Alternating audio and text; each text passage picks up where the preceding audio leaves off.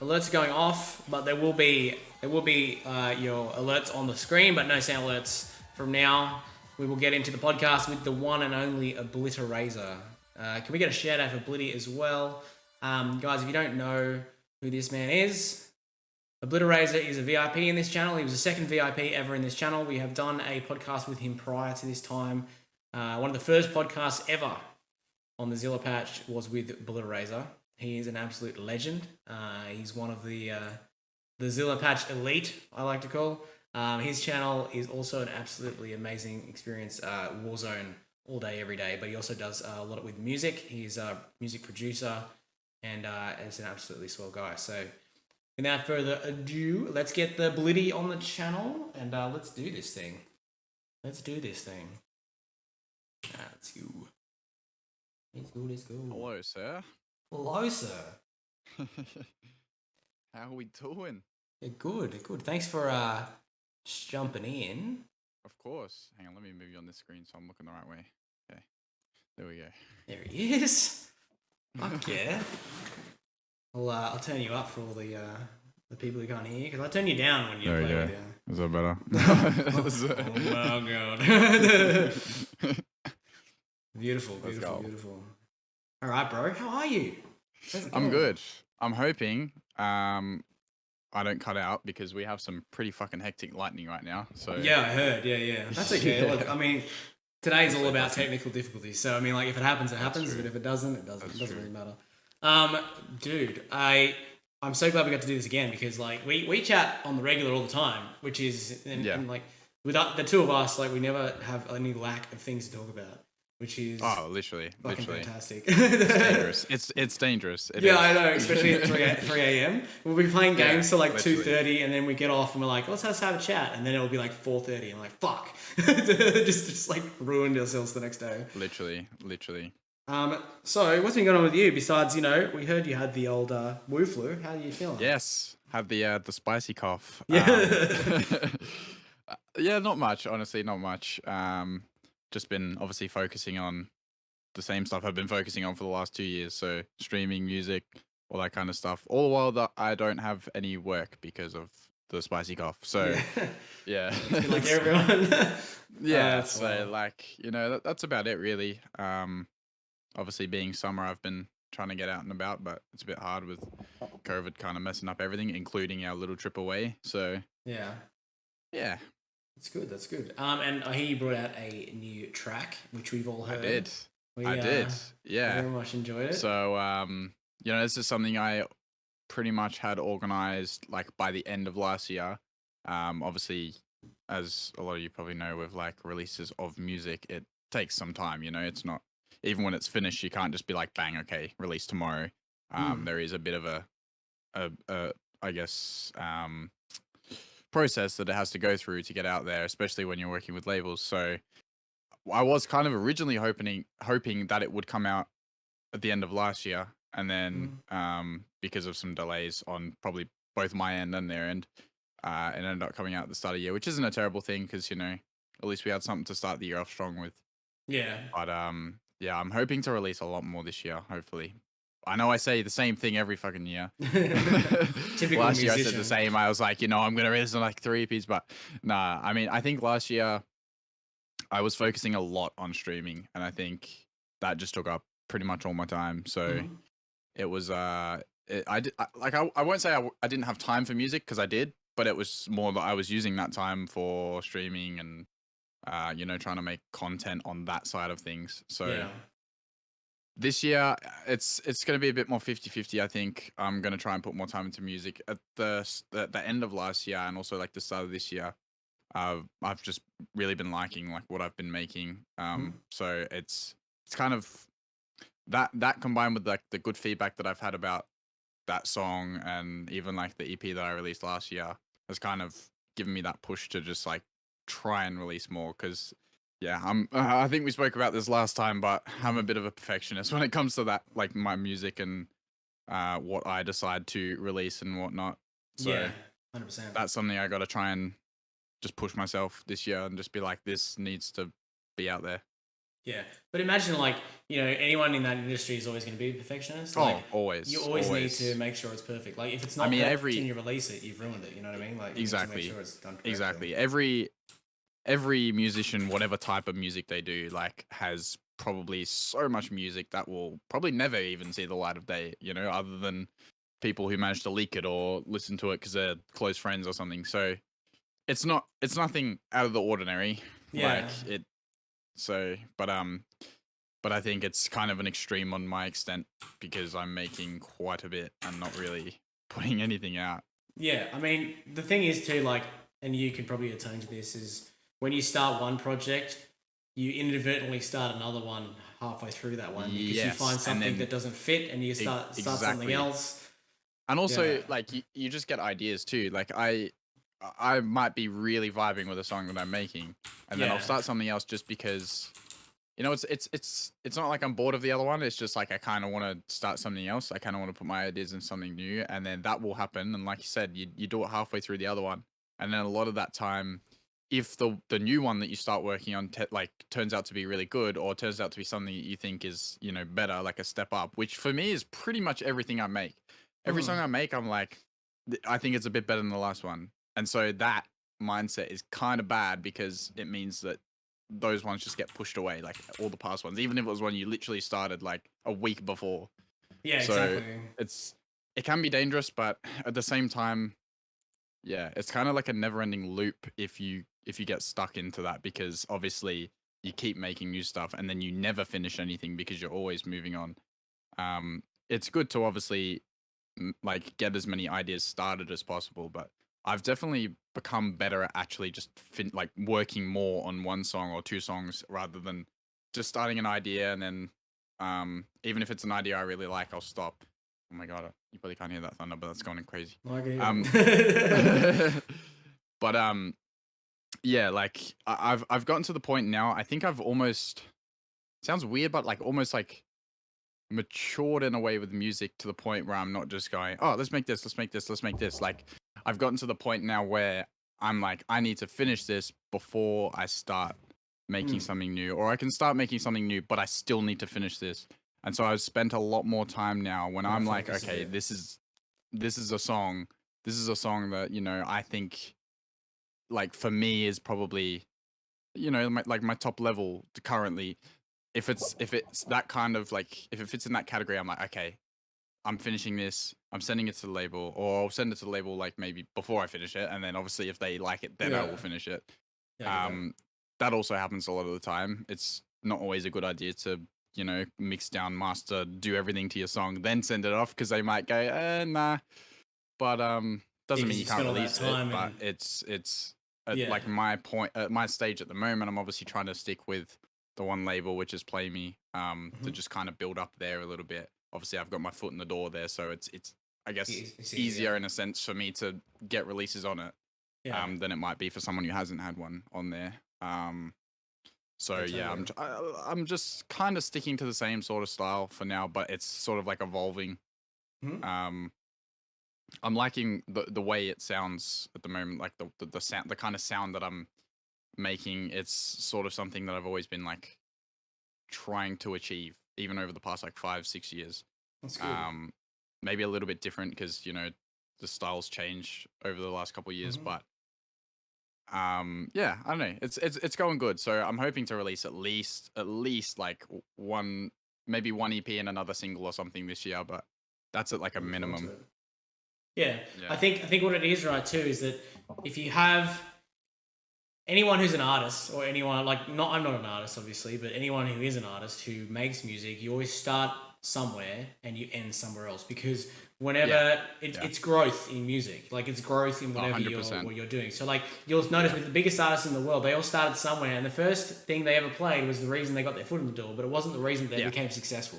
So it's like 100%. It's all like a development thing that you go through, definitely. And you're going through that as well, because I mean you've had a lot of music prior to this one, and it is different to what you've 100%. Used to you've brought out in the past, but it's different good because it's progression and you're getting better at editing, and you're getting better at pulling it all together. It just takes time. Like it's just a development thing. It's like it's the same thing as streaming. Like Oh, when you first start streaming, it's like the most scuffed thing you've ever seen. Anything that's sort of But it like gets better. a creative outlet, like some sort of artistic talent, which obviously, like music kind of falls under art.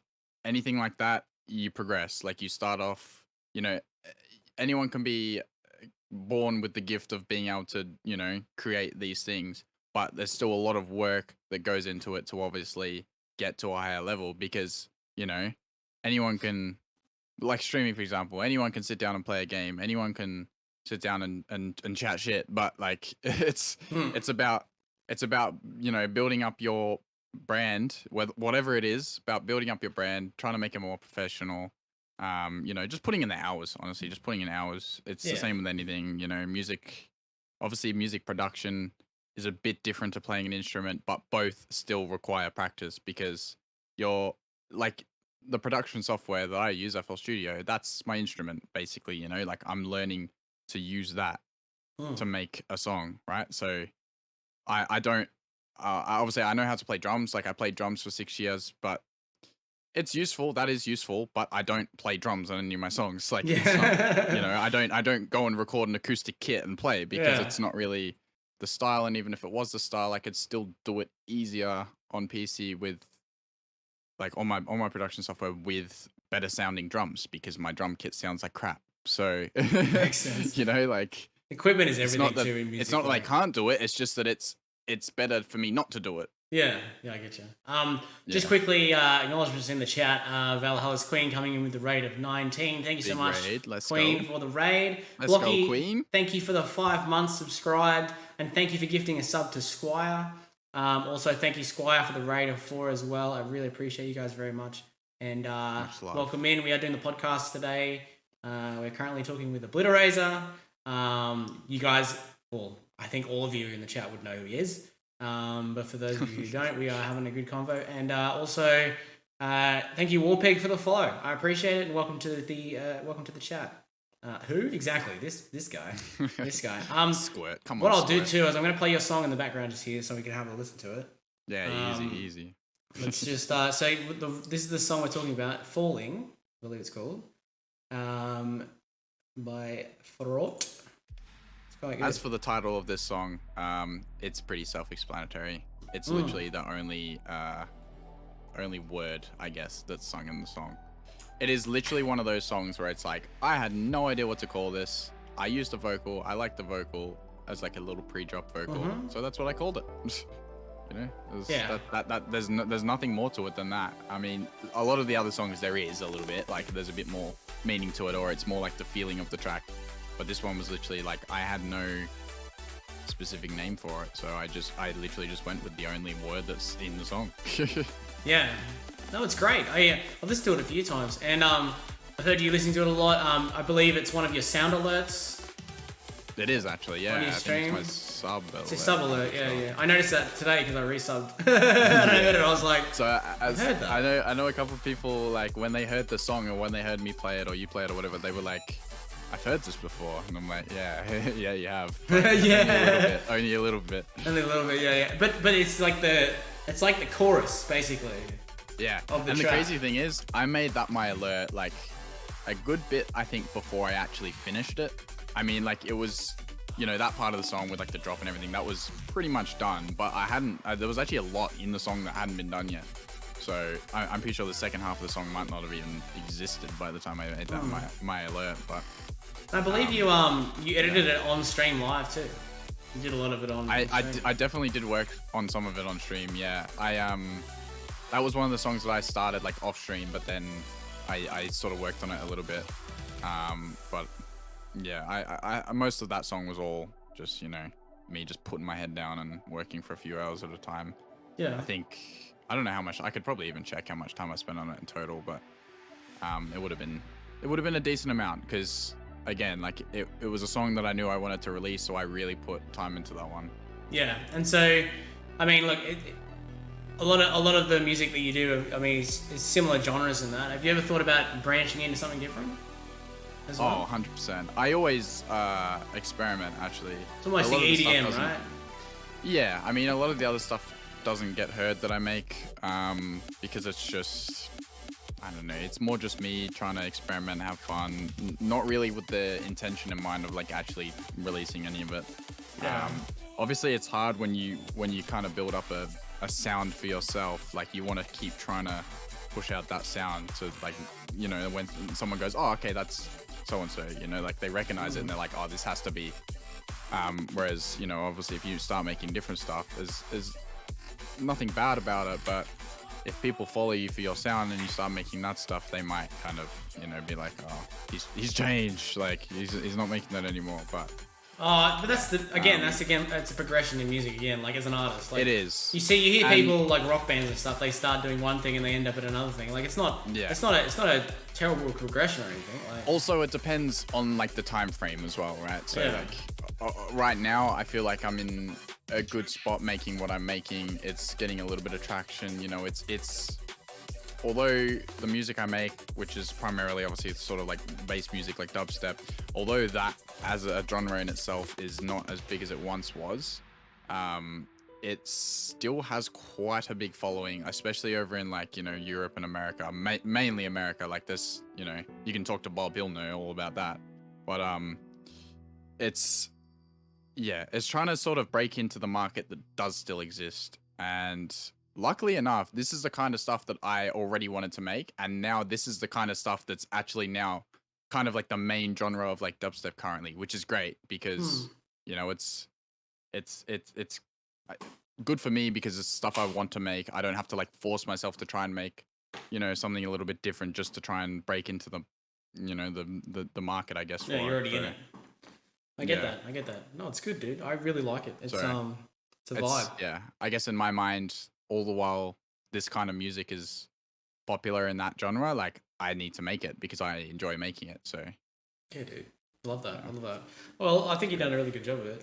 So when it comes to the stream and stuff, I remember we spoke.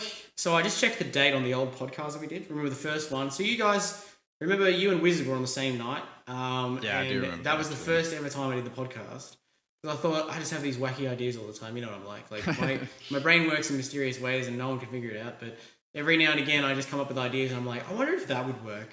Like, you know, and I just give it a go. And sometimes they crash and burn and explode on impact. But other times, I think it actually works. So try it. We've done 21 episodes already now. In 6 months. I think that's not bad. Like it's actually crazy how fast it's gone between like the first one we did and now. Like that's nuts. And Twitch time is different to normal time, remember? Because it is. A month on Twitch is a year in real life. It is. So we've been here for fucking 6 years. We're already in the metaverse. It's so true, but like every time you like get on the computer and do stuff, every single time it's like, oh my god, what the fuck? So like a 1 week on Twitch for me can feel like forever because you stream so long. It can. You know what I mean? Yeah. Like and between the two of us, we stream hours and hours and hours, bro. Like think about like 4 to 6 hours minimum on stream most days. And but it's still good. Are you still enjoying the streaming and you still killing it? And also I am. The other question is what's changed in 6 months? What have you done in 6 months that's changed? Well, I do still enjoy streaming. Mm-hmm. Obviously, as most people know, I play Warzone and not much else other than Warzone. Yeah. But you know, the state of Warzone often, you know, like changes my mood on stream. Yeah, I can tell. Changes how I feel about wanting to stream. I always want to stream. But obviously sometimes 2 hours into my stream, I'm like, I hate this game. I want to get off. Yeah. And there's sometimes a pressure to just keep going. But honestly, like right now, I'm still feeling pretty confident about COD Warzone. I'm not at the tipping point yet. And I think if it wasn't for things like Rebirth, I probably wouldn't be playing because Caldera is not great. And the visibility look, like I'm still enjoying streaming COD, but as you've seen, the other day I did some Apex. That was fun. Might do a bit more of that because I enjoyed it. Mm-hmm. We've been doing GeoGuessr as well. I saw which that. is that's actually been a lot of fun too. And I surprised myself at how kind of decent I am at it sometimes because I feel like my geography is not the best. But You're like, wow. I think I think for me it's more like the language, guessing which language it is. When I see a sign, I'm like, I don't know what that says. But it's a good game. no, that's actually. fun. That's a lot of fun. So that's something I think I might do a bit more regularly. It's a lot more chill. I don't have to sweat it out playing games. Which brings me to my other point. The heat. The heat. The heat is the main reason I don't stream as long as I used to, or like, you know, I often only stream for about 3 hours now if I'm playing COD. Which look is probably not the worst, you know. It's a stressful game to play for a long time. So Yeah. 3 hour streams is still decent, hours is especially enough for considering me. how hot it is. I mean, I don't even have the game open right now, and it's 29 degrees in my room still. So You need a window. it's yeah. Well, it's probably not much cooler outside, to be honest. But that's a big like boulder in the way for me right now. As stupid as it sounds, like an air conditioner that actually works would be like the most godsend thing for me in streaming right now. I'd be able to stream like 7 hours a day minimum, like even playing COD, just because I wouldn't be overheating Yeah. and just my brain would just stop working. What do you make it a donation goal?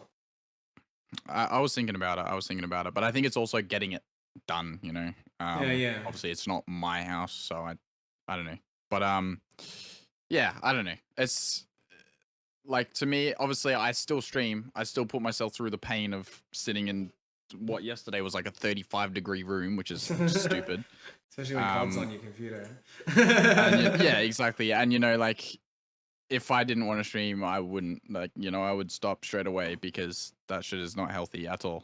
So, because my PC right now is like, it's like room temperature. Yeah, I feel mine. It's like, pretty warm already. As soon as I start playing COD, it's like 89-90% GPU usage or something. Like, it's crazy. It's and crazy. This thing just starts, like, I can feel the heat from the graphics card from here. Yeah. Like, it's but look, fucking wild. I'm not gonna quit streaming anytime soon. If I quit anything, it's COD.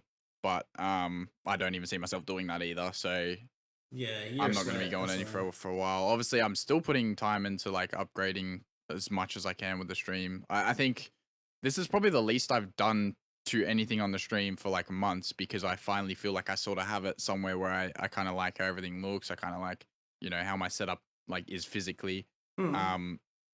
Obviously besides the air conditioner, and yeah, so like I feel pretty confident. I'm not having to put in like as much work as I did, you know, off stream. I still do, but I feel like majority of the time now I can just sit down, I can play. I used to have, you remember how many technical problems I used to have? Oh mate, I was gonna say, with both the game and the PCs, and it's just yeah. Whereas now everything is, fingers crossed and, you know, touch wood, it's pretty good. Like, I haven't had too many problems at all. The dual PC has been a worthwhile investment. Obviously I didn't have to spend a ridiculous amount just because I was using parts from the stream PC in my gaming PC. So I think overall, like, I mean, I've probably spent around like 5,500 on both PCs, but this is over a few years, you know. This is like, obviously I had my original PC since like 2018, somewhere around there. So it's not too bad. Like, some people think dual PC and they think, oh, 10 grand, like, you know, but no, you don't have to be as good as each other. You don't have to go crazy on like your secondary PC. It literally doesn't even have a graphics card in it, so no, it doesn't need it. It doesn't need it. So, you know, it was a worthwhile investment. People think the heat is probably caused by the fact that I have two PCs. Yes, the other PC gets warm, but it doesn't really impact it at all. Like, I've played off stream. I don't have it on right now and it's hot, so it makes no difference. It's literally just my main PC, the monitors, you know, all the lights, like it's all that stuff. But yeah, I know a lot of people have been thinking, especially Warzone players, because Warzone's so freaking intensive. I know a lot of people have been thinking about, do I go dual PC? Do I just buy a crazy PC? And yeah, it's complicated to set up two PCs and route everything, but it's worth it if you're actually thinking about spending more money to go dual PC. Yeah, the thing I realized early when it came to streaming, and I'm glad that I did, is that because I know, like, for you, like, you know, I'm gonna say this, you are much better at Warzone than I am. Now, I know that's Like I've also been playing a lot longer. yeah, So exactly. So like I've only been playing for like a year and a half, so I haven't really been playing long. yeah, But I've always played FPS games, but I never really played Warzone much. So but yeah. See, you're a I better always player than played me, and COD. you've always played COD, and COD's your game. But for me, Yeah, the best decision I ever made is pushing away from COD and variety streaming, because yeah, variety streaming for me, because I can play anything. Like it doesn't matter. You know, yeah, I'm a gamer at the end of the day. Like I've come from games such as like WoW and story games like Skyrim, and I've done all yeah, these other yeah. games like outside of COD. So I think that's something that advantage that I have in Yeah, streaming, because I can stream other things. Whereas like yeah. even though I started playing COD originally, because I'm not like you know the most amazing player, and I just fuck around a lot. I can pretty much play It's anything. Like it doesn't yeah, particularly matter too it's much. hard. It's hard to grow. Obviously you're competing against so many freaking people. It's Even just in Australia oversaturated as alone. shit. Like as well. Um, yeah, and as much as it sucks, like there's no doubt about it. We're at a disadvantage being here over like America or, and I'm not just talking about like because the lobbies are a bit easier to play in. Like I just mean in general because obviously, like the American streamers have so much reach over there. Like they can obviously stream at normal times of day and have a lot of people come in instead Mm, of having to stream at like 4 a.m. yeah, correct. Um, and like it is a disadvantage. So to make it over here, playing COD against all the other people who are trying to stream COD over here, um, when It's you got the likes difficult. of people like Ash and all these demons, it's hard. It is hard, but that's why like for you, you do the variety streaming. Like I consider myself like a decent player. I wouldn't put myself even like top 10 in the country, but I try to add a little bit more like, personality to it. I do the music, I do some other stuff here and there. That's why I'm very responsive when I stream. Like you'll see I'll reply like instantly because I Mm, know a lot of streamers focus too much on the game, which isn't necessarily a bad thing if they're super cracked because people come to watch them do that. correct. It's a different type of Whereas streaming. for me, I'm like, I see a message, I'll die for it, bro. Like I'll, You'll I will reply to it and I will die, and it happens a lot, but I don't care because for me, the stream comes before the game. I play the game all the time. I don't care if I do good in the game. Yeah, like I do, but like yeah. Your competitive I'm, nature sets I'm you here to for the do stream, that, yeah, but at the same time, if you're live and there's someone in your chat, you'd rather be yeah, talking to them. I get that, exactly, and that's why like sometimes it's good to break it up. So like for me, what I like to do is I'll play like an FPS game during the week, but mm, on the other day I might play something like Minecraft or yeah, like something chill where you can like yeah. interact with the chat without having to worry about dying or And like that's what worry sort of about anything like GeoGuessr that. is for me at the moment too. Like, because I've been doing that 1 to 2 times a week now since I started, and It's it's good. good. Again, you can just chill, you can interact, you can put the link for like the one you're doing in the chat, and everyone else can try it at the same time. So Mm. it gets you that bit of like interaction in there. People can probably be a sneaky little cheat for you and say it's in Russia, but it's it's good. It's something where you don't have to be fully focused on what you're doing. You don't have to die because you take your eyes off chat. It's off the game. It's good. Have you set up the And chatbot yet for it? no, I'll I set it haven't up for you. actually. So like Yeah, it's called should do that. Chat Guesser, and basically what All it right. does Yeah. is it integrates the game into your chat, so then they Yeah. can post their guesses in the chat and it registers Oh, them on the okay. Yeah. screen. Yeah. So Yeah. it's just like a side like Like a little program that bot runs thing in the for it. background. Yeah. Yeah. Yeah. Like Stream Elements does, or Yeah. like I'll have to Stream try that actually. I'll Chatbot have to does. set that Yeah, up. Yeah. really easy to do. I'll send you all the stuff. But I did Yeah. that with my stream. We did that for on and off for like maybe 3 months, and it was good. But like I found it's limited. Like It will definitely get boring after a while, and that's why I don't do it too much. yeah, I only do it like every now and then, especially if it's like a hot day, and I'm like, I know for sure that half an hour into the yeah. stream, I'm gonna be dying already because of COD. Um, so it's good for that kind of thing. But I mean, that's for me. That's just kind of a start into doing other things. Yeah. I used to do like you probably remember when I used to do like marbles all the time, like Yeah. literally like You're a all the Marvel time. streamer. I used to do it heaps. It was like just as much of that as it was COD, I swear. Um, And that was great, but again, it gets kind of like boring once you do it too much. I stopped doing it because I thought people were bored of it, right? And then Yeah. I had people say to me, "Why don't we do marbles anymore?" And I was like, Yeah. because the problem with me is, right, and you guys will know in the chat, and you'll very much agree, is that I like go from one thing to another and then like totally move on to something else. Yeah. So like I can't like, whereas you play the same game over and over again. I'll play with the same game for a week and be like, okay, let's play something else. Like, so, like, and I just change. And then people are like, well, we liked watching you play that. But I'm getting better at interacting with people in the community and asking and finding out what they want to play or they want to watch. Because at the end of the day, I'm on Twitch. Like, I'm a gamer. I love playing games, but I'm on Twitch to entertain people. Like, that's the whole point. Yeah, definitely. Yeah. So I'm more than happy to take suggestions. Like Reap says, he's got to get me into Faz, which is something I've never even thought to play, but I've watched people play it. It actually looks like a fun game to play. You just have to have it does look fun to play. It's one of those games you have to have a good team too. Team to play, exactly. Yeah. And I think Warzone for me is that thing where like it's great if I have a team, but it's also something I can just play without a team. Like I can play solos. I can just go random field rebirth, which is what I did for most of today, and it was like still fun. You know, it's like always a fallback on kind of game, as much as it can be extremely frustrating and not good for your mental health. No.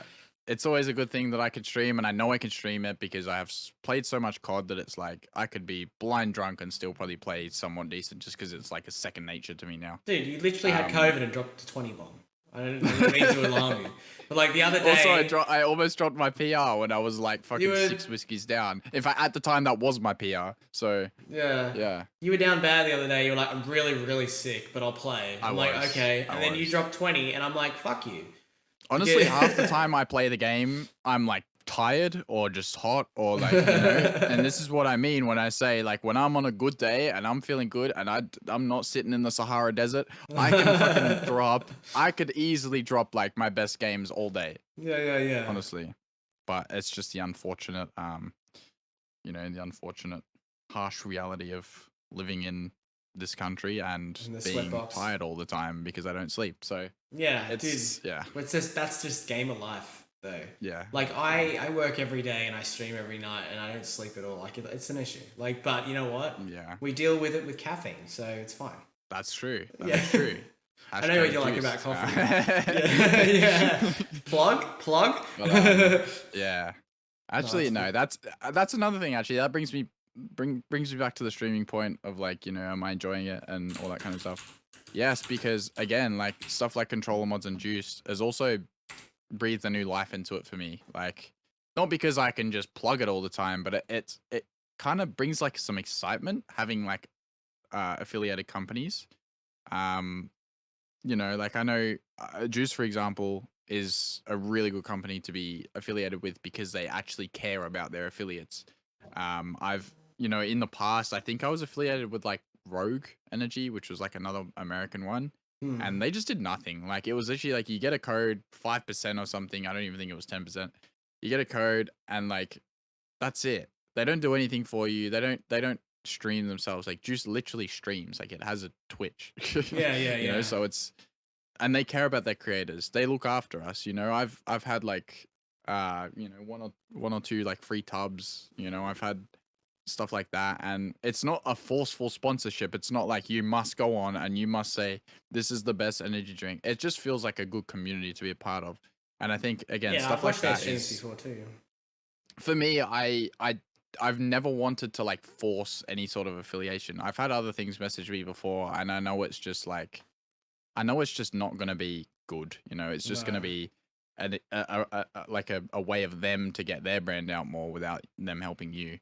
And so, especially stuff like Juice, controller mods again. He's been really good. You know, obviously I had trouble with the first controller, and he's fixing that up for me and everything. And they've just been really supportive.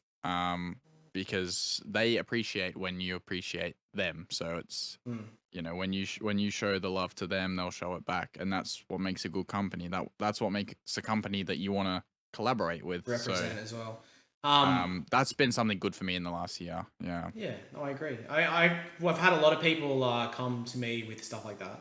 Like, there's a lot of people that have come to me, like, you know, either in DMs or through Streamlabs or whatever it might be, and have said, hey, would you like to represent this in your channel? And I'm telling you right now, every single time they come in, it doesn't feel right to me. Like, it feels forced. I want, Yeah. I probably won't ever take on any sponsorships or anything like that unless I talk to them directly or something like that, because I think it's just like, or if it represents something that we agree with in the chat. So like, because the way I set up my stream, like, well, a lot of people set up their streams as, you know, welcome to, you know, my channel. Welcome to my chat, or whatever. It's this like is very much like a money maker kind of thing. No, that's where some people go wrong with it. You know, I set these up as a community. We're all about section. community. So the Zilla Patch community is what is brought this stream to be in the first place, and the Zilla Patch community is what takes it forward in the future. So if I ever get offered anything, I'm going to send it up in the Discord or set it up in the chat, and they have to decide, because it's not up to me, it's up to them. Because it's also like, if anybody going to use this, is anybody going to actually use it? Because I'm not going to have them free advertise on the front of everything if they're not going to fucking use it. So let's find out. Well, I mean, you know, from mine even, like, I've already had people. Well, you bought a controller through controller mods. Did. I've had other people like buy controllers. I've had obviously people use my code for juice, and it's very pretty. You know, like, it's been pretty positive, and you know, like, they're just cool companies to work for. You know, Brian, for example, the guy that started Juice and everything. You know, when I posted my song the other day on Twitter, he was like, "This is sick." Like, he replied to that. You know, this is sick, and this is the kind of support I mean. He doesn't have to do that, like, because he's generally interested in what all of his sponsors, partners and affiliates are doing. You know, which is cool. Like, it's good to see them actually getting involved, because a lot of companies don't bat an eyelid to what their affiliates do, as long as they're doing what they want them to do. They don't care. No, that's right. And I mean, the other thing too is you gotta make sure, if you do grow and your channel does grow, you want to make sure you're representing the people that you agree with. So like, it's if you affiliate is one thing, but if you were to get like a sponsorship with something, that's the big one. That's the big one. That's the worthwhile one when it comes to money. And the sponsorships are the ones that are often forced too, because like what I mean, like, you know, people will jump at a sponsorship if they're getting money for it. And of course. Look, for me, gotta pay for that air conditioner, right? Yeah, exactly. Like, for me, it would be cool, but I would still definitely have to make sure it was something I wanted.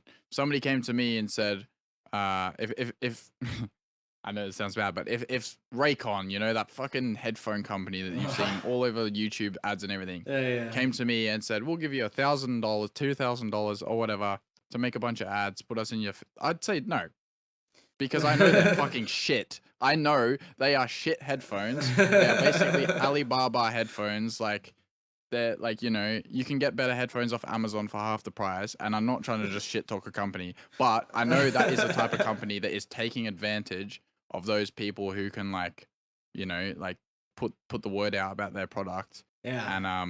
And I would do my research, is basically what I'm getting at, because I know regardless a lot of people of who it is. Because I've heard, like, I've watched videos about those headphones. I've seen people say it's like pretty much a scam, and the people and the YouTubers who are like, you know, being partnered with them and promoting their stuff kind of know it, but they're just doing it anyway because they've really pumped themselves into podcasts too. Like, you'll notice that every time you listen to a podcast, doesn't matter what genre of podcast it is, someone's selling a Raycon. Yeah. And look, all power to them. But at the same time, if the quality is shit house, then why would you? They spend more time on, like, promoting their product and more money on promoting their product than they spent on their product. Like, it's literally, I don't even doubt it for a second. Which is, you know, it's a great way to sell your product, but you're literally selling crap. So, well, this is the same reason. Like, my brother, he owns or runs my dad's old company, which is. Like hi-fi wholesale. So like they do headphones, DJ equipment, constant speakers, like, you know, big 12-inch speakers, you know, par cans and lighting, spotlights, all that kind of stuff, recombs and shit, and all stuff related to music. And he's the same. Like, he'll always you know, he has certain brands that he stands by forever. Yeah. And then there's other things that he goes, maybe I'll try this. And he'll try it and he'll be like, maybe not. Like, you know what I mean? So because you know what it is, it's like the brand that you respect all so much that makes you either, you know, all the profit for the company or is the thing that people buy and they're never disappointed with, that's your benchmark, right? Yeah. And if you buy something, no matter how much it's going to cost you to buy and sell or whatever it might be, you're going to give it a try, right? But if it doesn't reach that minimum benchmark that your previous product has met for the last 10, 20 years, what the fuck's point in having it? It's just a waste of shelf space. Because even if you sell 100 units, you've still sold 3 of these units and people will be more happy with that. So you may as well just sell more of that. Thing is, people will trust you if you know, give them a good product and say that this product is good, and then they will come back and buy something else. Whereas if you say, oh yeah, this is great, like go buy this, it's fantastic, and then they get home and they're like, this is shit. Yeah. It's just gonna it's gonna cause trouble because they're gonna be like, I want a refund, and second of all, like they're not gonna shop there again. It's the same as so me as being in like the mechanics trade. It's the same thing as if I refer someone to someone else for something, right? I will never refer someone to a place that I haven't already used myself. Yeah, so like I'm not going to go and say, hey, go to this auto electrician. They're amazing. And I've never used them. And then they're terrible. Because you know what happens is that reflects on me, not on them. Yeah. So like if they fuck it up, then they go, well, Adam sent me here, right? So it's his fault. So it's not their fault for being shit. It's my fault for referring them because they trusted me to give them a referral that they could benefit from, trust, and get quality out of. So I would never ever refer any of my customers to anyone who I didn't already know or already have had experience with. Like, and my experiences with anyone who I refer to has been a good one because that's the reason I'm referring them. Because I want my business to reflect really well in any aspect. Exactly. Yeah. You know, even when I'm using products, like when it comes to like products in my company, like oils and stuff, I wouldn't put oil if I'm not going to use that oil on my car. I'm not using it in your car. You wouldn't put it in your fucking way. Exactly. So I use like Penrite oils and stuff because the Penrite oils are just fucking top tier shit. Good. They're amazing. Yeah. They're expensive as fuck. They cost me hundreds and hundreds and hundreds of dollars. But even though I lose money on profit margins per liter, the quality control is the same. So instead of putting cheap shit in someone's car and then have them come back in 6 months and have a problem with their engine, because I put the goods. Exactly. They pay a little bit extra and I pay a little bit extra. And even though I make less money, I have the customers that are coming back. So it's a long-term they're benefit. Happy, so it's better for you. Yeah, exactly. Always have a long-term goal. Always. Well, I mean, yeah, you say about like, you know, obviously selling products that you would use, and that's precisely what this controller was to me. I got the controller before I messaged them. You know, because I had 2 scuffs and well, we won't say anything about those, but I had 2 scuffs. I spent stupid money for the scuffs, literally just for like buttons on the back and pretty much nothing else. Everything else was stock. And yeah, look, they didn't last. So I was like, okay, I still want to use like a custom controller. Then I saw that obviously because the PS5 came out, the PS5 controllers were out, and then Controller Mods, the company that I'm like talking about that I'm affiliated with, I seen they did custom PS5 controllers, and I had my PS5 controller just sitting around because I bought a PS5, and I know some people are probably going to hate me for this because a lot of people are still trying to get one, but it's sitting on the floor. It's not getting used. It never has been used really, like maybe twice, just because I don't need it with the PC and everything at the moment. So I had the controller there just sitting in the drawer, and I thought, like, I'm using all these stupid, broken, like modified or whatever PS4 controllers. I have a PS5 controller sitting there. These guys do custom ones, and they do send-in. So I sent in mine, got it back like all custom. I remember thinking, shit, this looks like really good. Then I used it and I'm like, this is amazing. So I was already kind of selling it to people before I even messaged them about affiliate. And that's why I was like, shit, I need to message these guys and see if they will do that. Because like, I was literally going, oh, this is a controller I'm using. It's amazing. Like I was so happy about it. And then so I was like, I need to message these guys because like, I want to promote their product. Yeah. So it was nothing like I just want to get it because I want money or anything like that. I was like, I'm pretty much already doing it, so why don't I, you know, do it officially? So yeah, yeah, that's why I went with that, and I still stand by it. Like, you know, personally, I think they make a lot better products than what the bigger companies like Scuff and all that make. So also, you know, if you're from Australia, it's literally in Australia, so it's much good. easier with the shipping. Yeah. Well, I went for the Xbox Series X controller because I've always played on Xbox controllers because I was the first console that I bought after, you know, PS1s and Nintendos and stuff was an Xbox. So the Xbox controller has always been real beefy.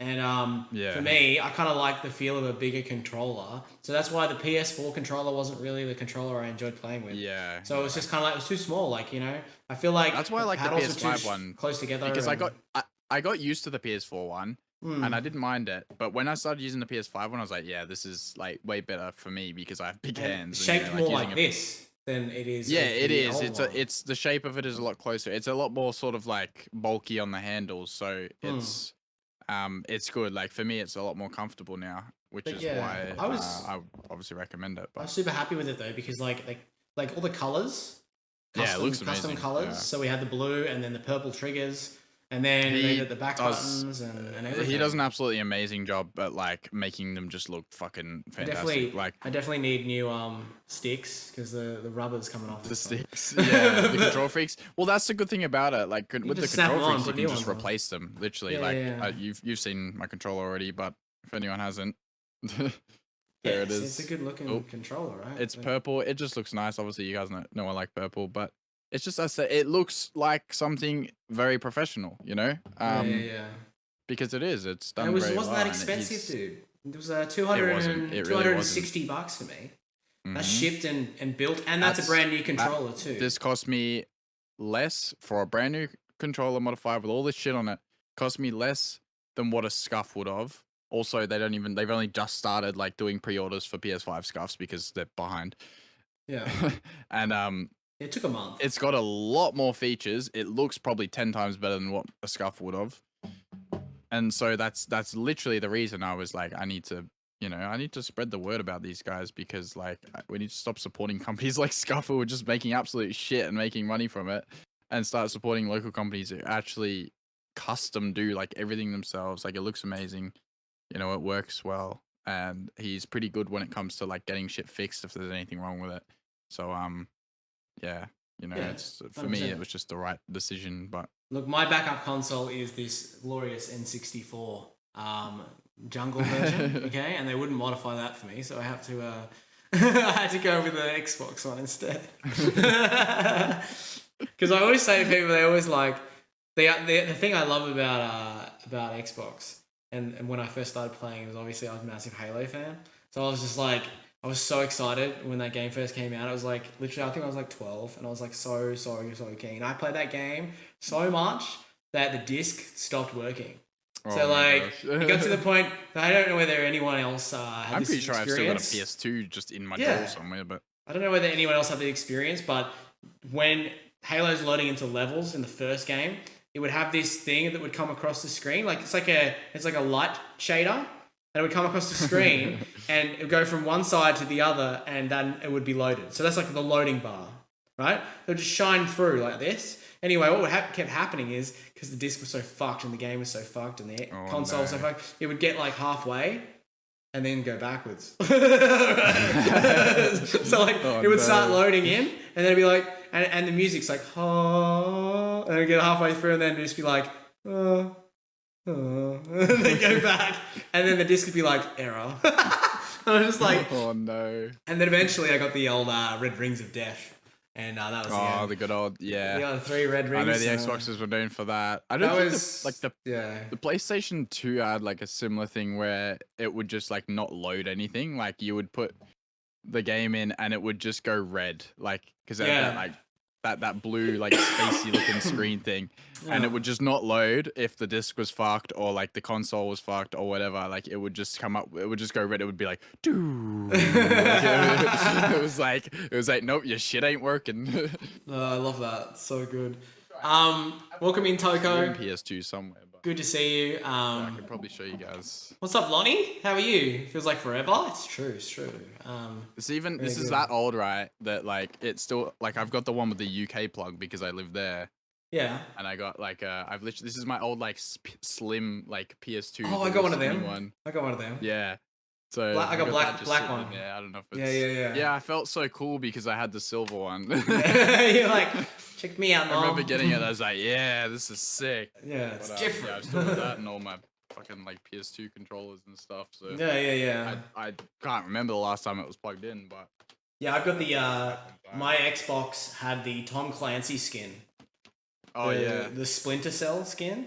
oh true, yeah. Yeah. That was kind of cool. And hello camera, please wake up.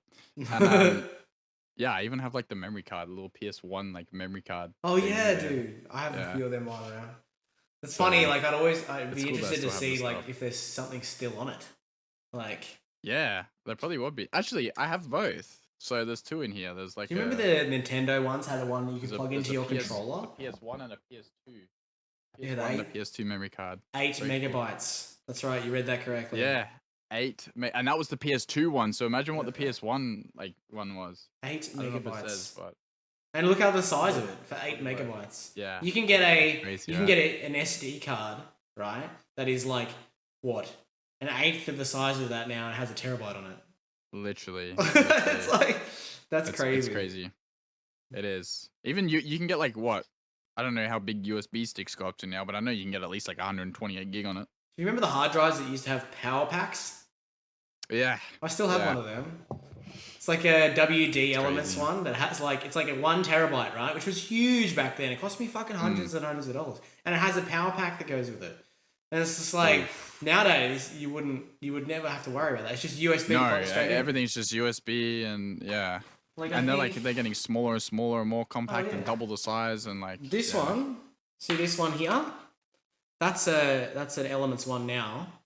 It's tiny, right? It's like a wallet Yeah. size. So This yeah, I got is a couple similar ones. yeah, this is 3 terabytes.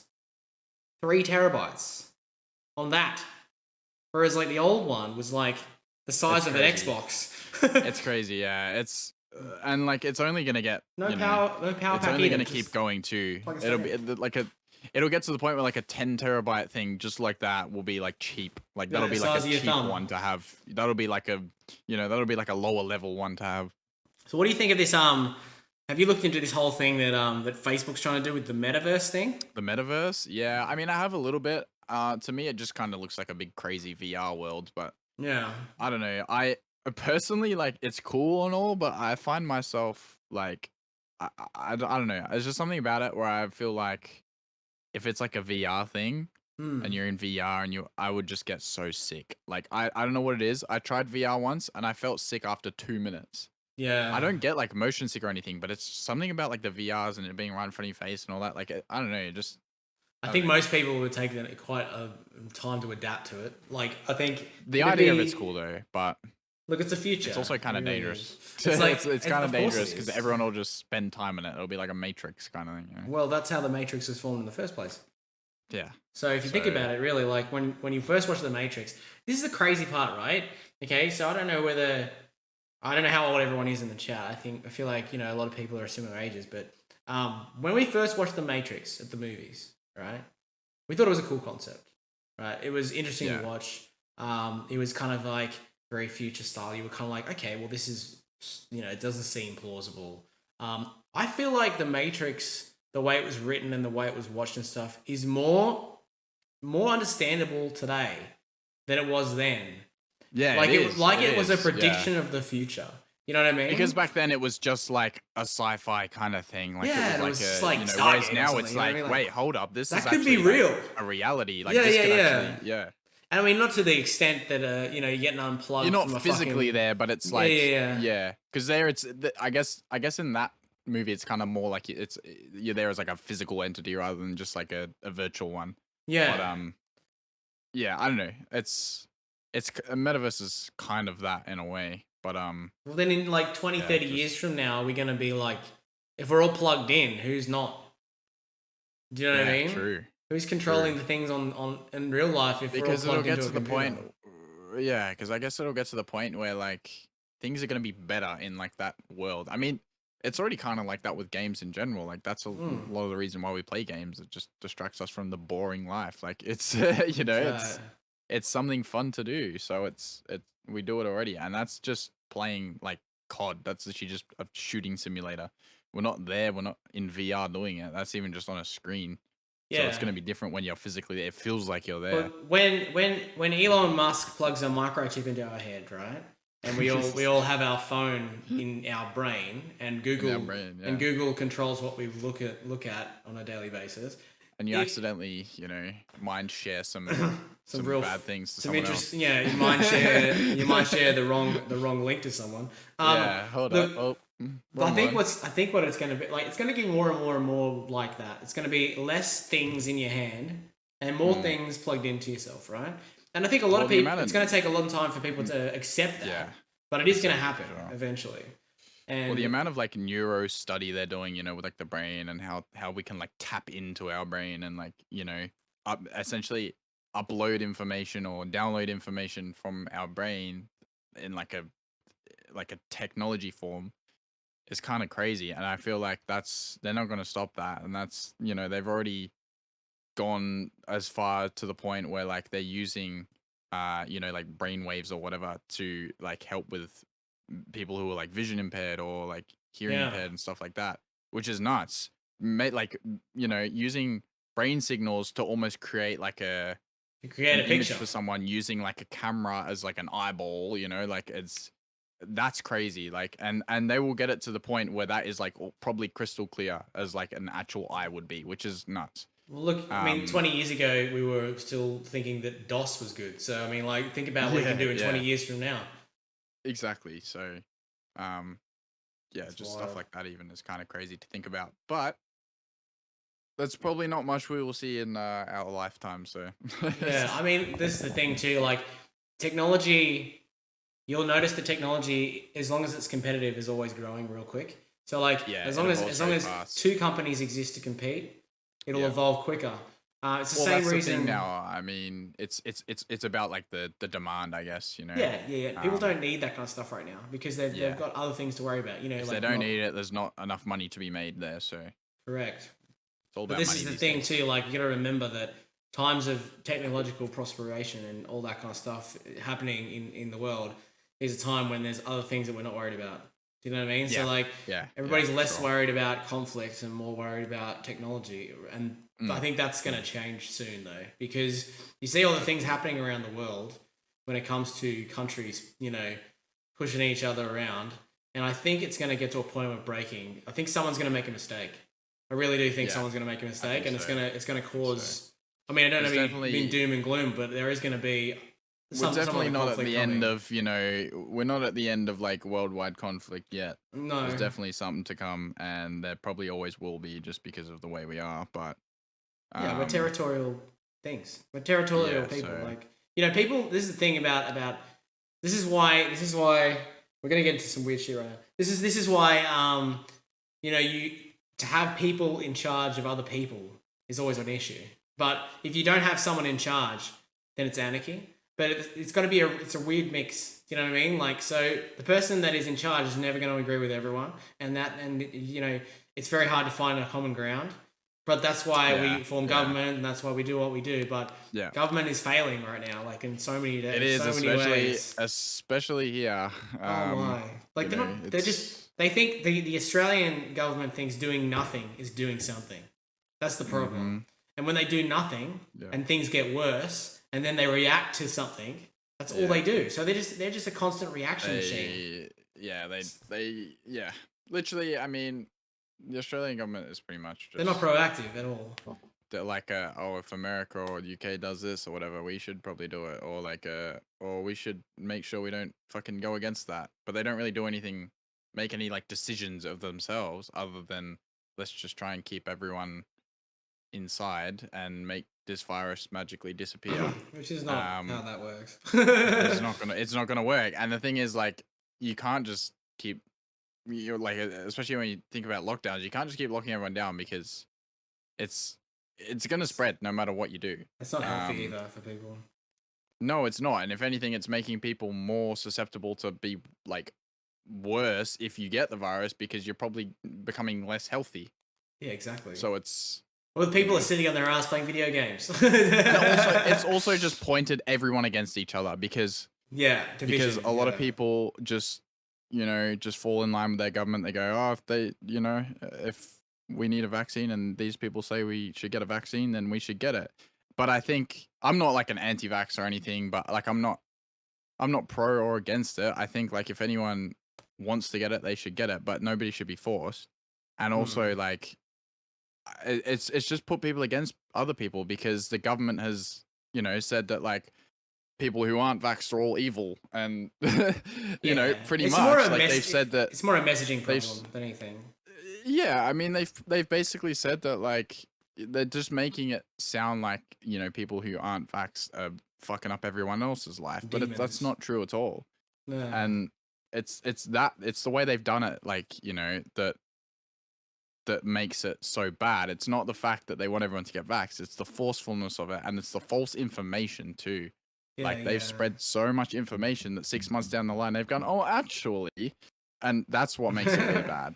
Yeah, and the people, if you lose trust in the people that lead the country, then you've lost everything.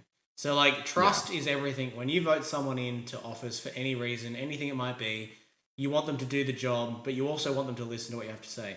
Now, the issues and concern that people have that I've spoken to when it comes to the Australian government is that they don't listen to what the people want at all. They don't. They don't care. They just believe that they are the arbiters of all truth, and if you don't agree, then you're an idiot. Yeah. So, and that people have lost their lives. People have lost their livelihoods because of it, and they don't have a choice. It's. I just feel like we've handled it. Like our government has handled it very poorly. Very poorly. And you know what? Like I said, it's everything and anything the government does. This is the first ever test, really, outside of any other economic problem that the government has had to deal with, in a post-modern era. So, like, basically, we haven't had any conflicts or war in this country or been part of anything for 60 years, right? And exactly. So, and when that was happening, we all came together and we bonded and we made things work, right? But what happened is that in a time of least adversity, a society doesn't grow. So if you see the advancement in humans during war, it was exponential because you had to be a step ahead of the enemy, right? So like the same reason that the Germans built the Panzer 7 times in 3 years. Because they had to get it good because it was but then the British had to build their Sherman tanks just as fast in order to be as good as the other tanks. And you had to try each thing. So it's the same with car development.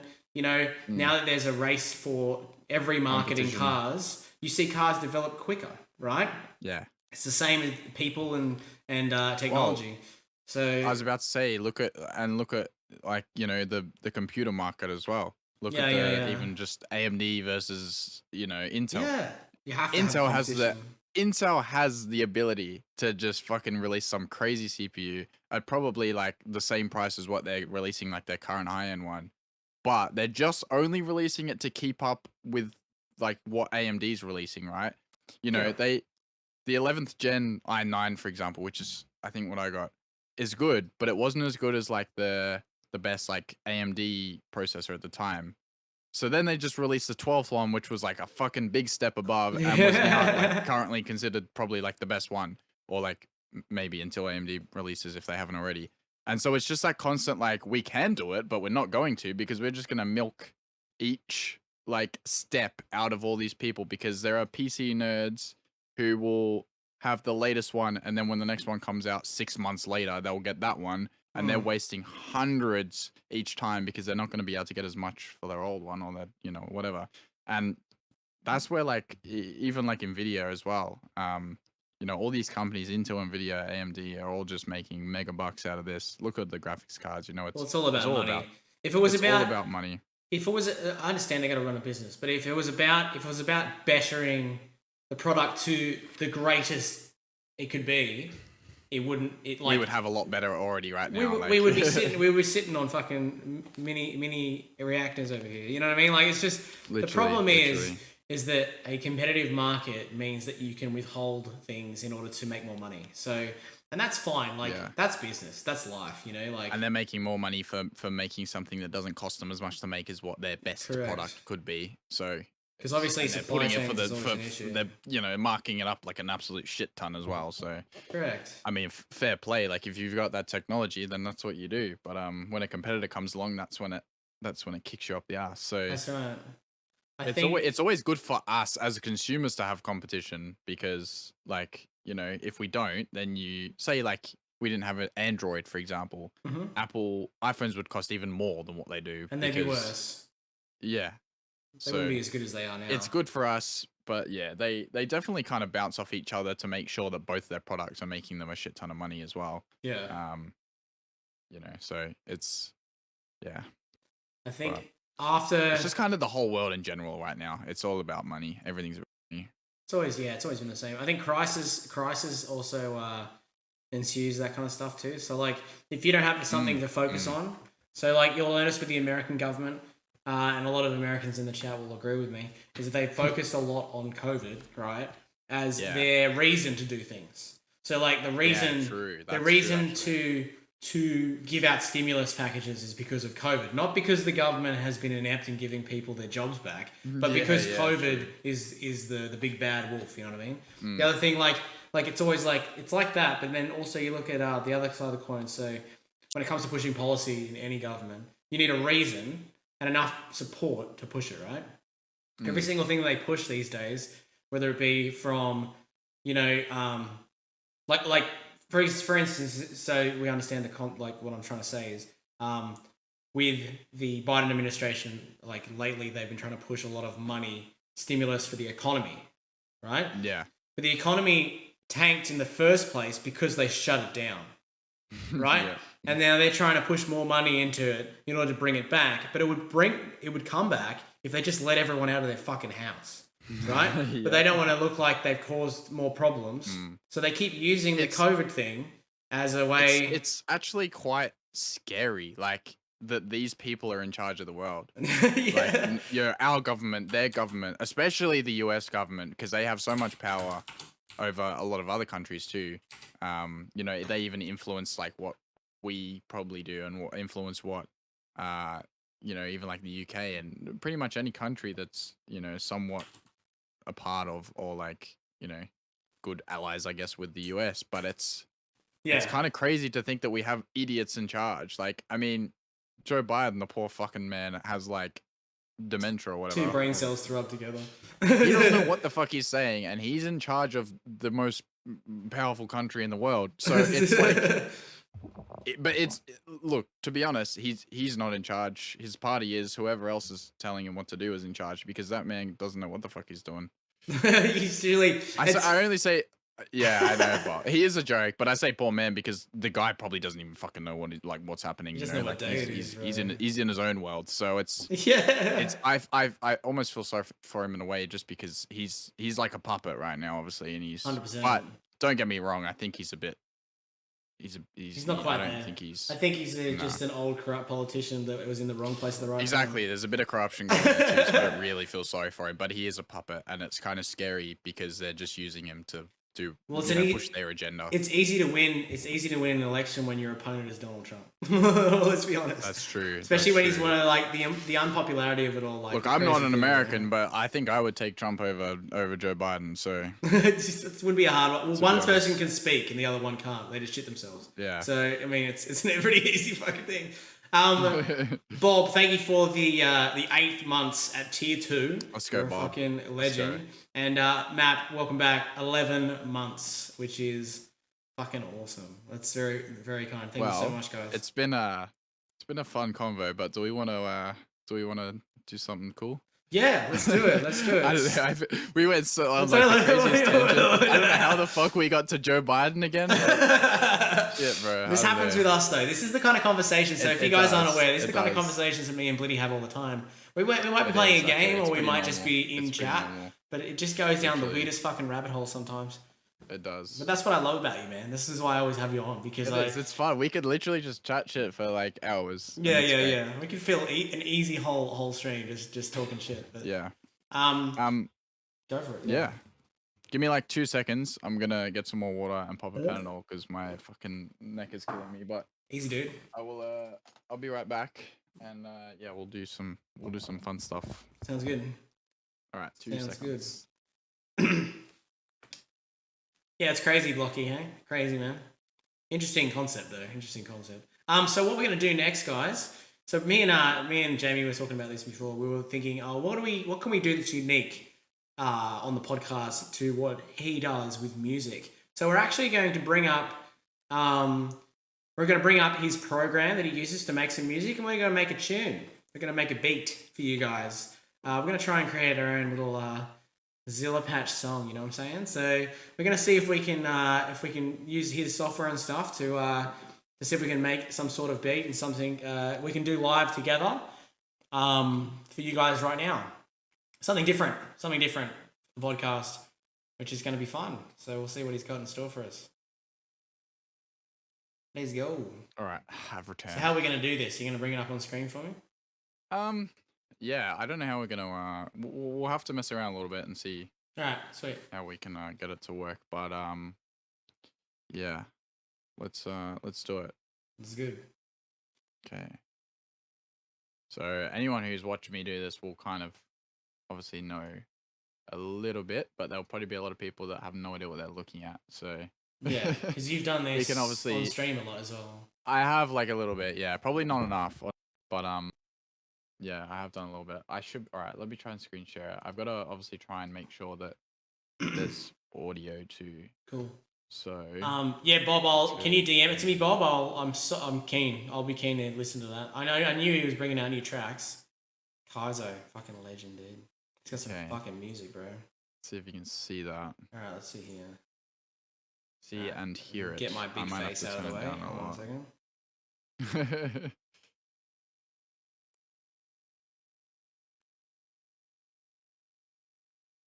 All right. You released the one track Friday. Oh, nice. Norrie Sky, thank you for coming in. New album coming soon. Love that. Did you like the streets? Dry Your Eyes. Dry your eyes, mate. What a tune. It was a good tune.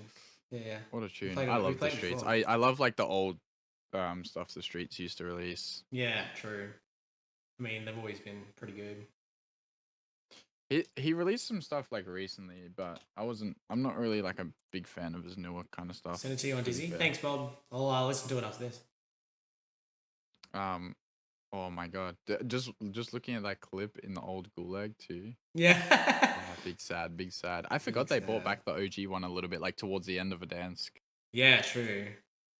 Because I was thinking, what? Like that doesn't look that old. Like, but then I realized they brought it back. Yeah. Okay. So, what do we want to do? Like, we've got a fresh slate. We can just start. We can make something. We can. I can maybe open up another one and talk you through that. I don't know. We'll do whatever we want to do. Yeah. So when you first start to write a song, right? So when you first think about it, because obviously you've done a few, what's the first thing you always kick off with? The first thing is to make sure I have this like project open, which is like a default template, which I literally just called Dubstep 2020 because back at the time that was kind of the template I made. Yeah. What's the program called? Saves me. It's Fruity Loops Studio 20, I believe I'm using. Okay. AKA FL Studio. Fruity Loops. Which most people know it by, but the full name is Fruity Loops. Okay. Yeah, so I've been using FL since, since I started, which was around like 2009, a long time ago now. I've been like dabbling in music for a long time. And yeah, so I've been using this program the whole time, but I've kind of gone up through the different stages of it. Like I started on like 9, I think, back at the time. Then it went 10, then 11, then 12, and I think it went straight to 20. So I've been through like all of those. I'm pretty sure they have like a newer one maybe, but I've just been using 20. Okay. So the first thing you start with is a drum down? I'm pretty familiar with this. Like, yeah, I'm pretty familiar with this program. I haven't really used any other ones, but honestly, the starting just comes down to like my intention for what I want to make, but also, you know, it just depends. So I'll talk you through it. Yeah, go on. Say it's like a, you know, I know what I'm going to make. Say it's a remix or like of a certain song. The first thing I would do is drag like all the stems in, get them all, you know, the right, to make sure the project's in the right tempo. Or if I want to make it in a different tempo, stretch all those, you know, like samples to be in the right tempo. So that I already have a direction, and I'll probably start messing around. If it's got a vocal, that's always a good start because I like to sort of have, depending on the song, I like to sort of isolate the vocal at the start with just like a sort of underneath bass, or like, you know, some little arps going on and stuff like that. Whereas, so I have like direction when it comes to those. If it's something fresh, it could be, I could start with anything. It depends what, if I have an idea in my mind, I'll start with that. So the idea might be a melody, or it might be like a bass pattern, like a drop pattern kind of thing. Like, you know, sometimes I got like a rhythm in my head. It doesn't often start with drums now, funnily enough, because I feel like drums are just something you add in kind of thing. Like they're a big part of the track, but I don't really start in my head with like a drum loop, for example. You know, it's not something that's kind of in my head like it's more if it's a melody, if it's anything. So I'll often start with that. If I know what genre I want to make, that obviously helps. But yeah. Because I only say drums because, like, being someone who's from a rock and metal background, it makes sense. It's It the does bass, make sense you know what I because mean? it is the bass, and you build up everything around that. But I think with music production, yeah, it's your song idea comes more from, you know, a melody rather than from the drums. So you kind of start with the idea. All right. So say But, we wanted to. I mean, I've started with different things on like many tracks. It's never always the same thing. Yeah. Say we wanted to make some sort of like. I'm thinking what we could do is right now, because obviously we're on the Zilla patch. Maybe we could make like an intro song or something, or like some sort of uh, some sort of short track that we could use as like a podcast intro or something. Yeah, What do you reckon? for sure. We do something like that. So maybe something not too hectic, but enough to kind of get you excited. You know what I mean? Yeah. Yeah, let's do that. Because I've always wanted to have a podcast intro for the YouTube, right? So like maybe like instead of just having the cut and paste sort of thing that I've been doing, maybe I could edit it so that there's an introduction to the podcast, and we have like an intro like tune or jingle or something, right? So let's try and organize something like that. That'd be cool. Yeah. I'm trying to log into my Splice first because this is something I use for specific samples, so like drums and stuff like that. Okay. It's something that's really good for inspiration too sometimes. Like sometimes I'll just be going through it and listening to samples, and that might give me an idea. Like I won't use that sample or copy the melody or the sound or anything. It just randomly, like from that, I get an idea. Oh yeah, and then yeah. I won't even use it. You know what I mean? Stimulating if I'm like literally like I want to make music but I'm blank, sometimes that's a good start. Perfect. But I don't know. Like maybe if it's a channel thing, piano might be good, but then it might also not because it's not very like you know, intro-y kind of thing. But it might help making a melody. So sometimes I will use a piano to make a melody, and then I don't even use the piano in the song. It's just easier to write a melody on you know, piano rather than is on a synth that's just like straight up a saw wave. Yeah, I understand what you mean. You know what I'm saying? Because it's already an established instrument, and you kind of hear the melody a little bit easier in your head. So, speaking of saw waves, this is Serum. You will become very familiar with this plugin if you watch me a lot when I'm producing, because this is just my baby of sounds. Like this is what I use to make all my sounds. Well, majority of them at least. Get a little digital piano there. Whether it's very cool. Yeah, so hopefully this is on. No, it's not. Okay, so I'll get it to work. But I do have my piano in the background also, which if it connects should show up here. But it's deciding not to today, so that's okay. But yeah, I mean, like, I don't really play piano, like, you know, well. I haven't learnt piano or anything professionally, so it's good for no it's no dictation though. I can play certain things. Like I use it for playing out melodies and stuff like that. But yeah, I don't actually like play it. I That's don't okay. play the piano. I can't go on and play some Mozart. Yeah. But you know, regardless, it's still very, very handy to have it. I don't know why it's not coming up though. It's kind of annoying because it would help a lot if it decided to work. But yeah, I mean, we don't need it. That's fine. So piano. I was talking about piano. This is a really, really good piano plugin. Like it sounds stupidly realistic, and you know, because we're not physically inputting notes, we're like using a plugin that's basically got thousands of pre-recorded notes that have been played. And you know, each note, I know for this one specifically, like each note has been played like 100 times so that you have like that variation and it just doesn't sound electronic and fake. Okay. So like if I play this, for example, I'm gonna turn it down because it's probably gonna be really loud, but I don't know how. Can you hear that? Yeah, I can hear it. You can hear it. So you can already hear how like good it sounds even from just playing like some random notes. It doesn't sound like your FL keys, for example, which is like the basic FL Studio one. It's very digital. Like it's not terrible. It's not terrible, but once you start playing different like you know like velocities of the note, like once you play it quieter or louder, that's when you'll really notice the difference. It's just kind of annoying I can't get the keyboard to work because it would show it a lot better. That's okay. What's so say you wanted to incorporate different instruments, like so you obviously you start with your piano and you work out like the first part.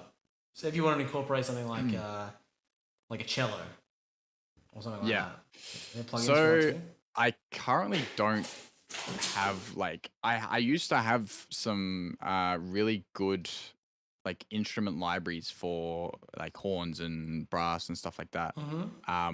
I don't anymore. I need to get them back again because obviously like when I redid the new PC and everything, I haven't quite yet like installed everything. These ones here don't unfortunately work, but they were really good. And I would use this, which is basically like it's called a sampler.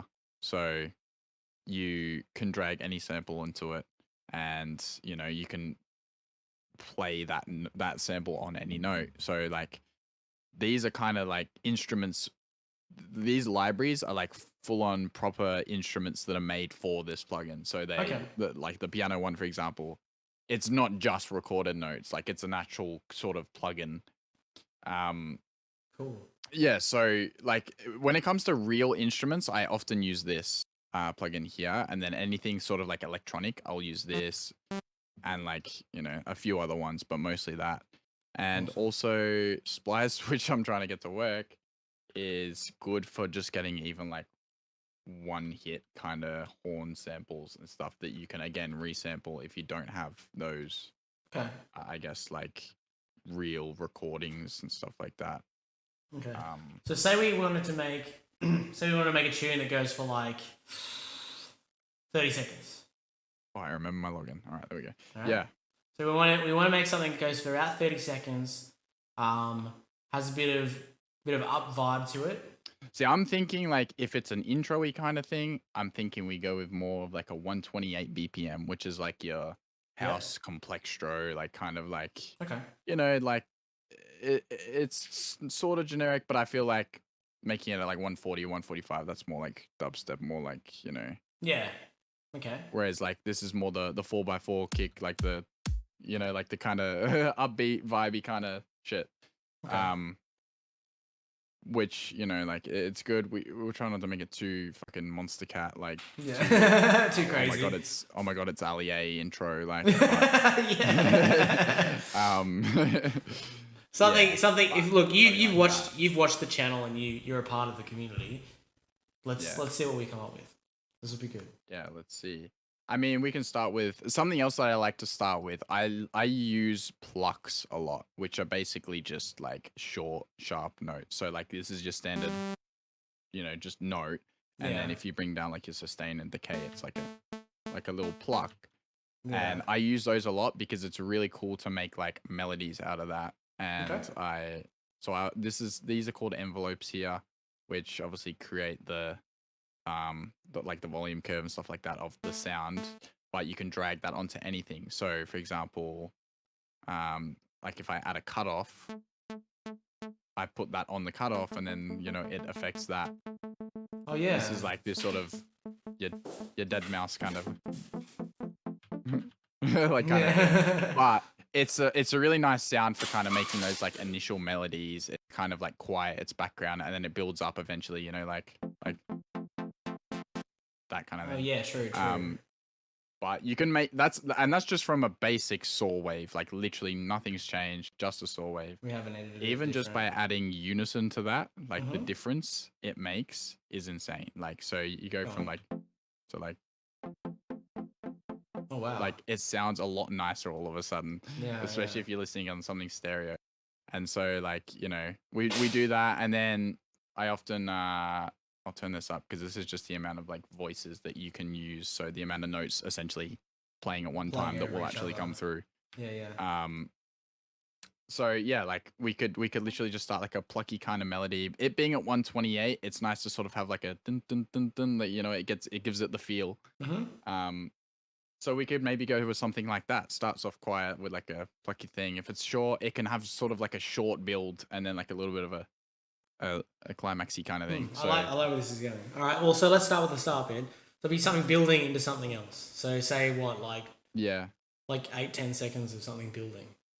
Yeah, it wouldn't take long. Honestly, it would be like again like a plucky thing that's just changing a little bit melody wise, and then that is going up, and there's your fast build right there. Like that's it. Beautiful. With a little bit of an upriser kind of thing, and then bang into something. Okay.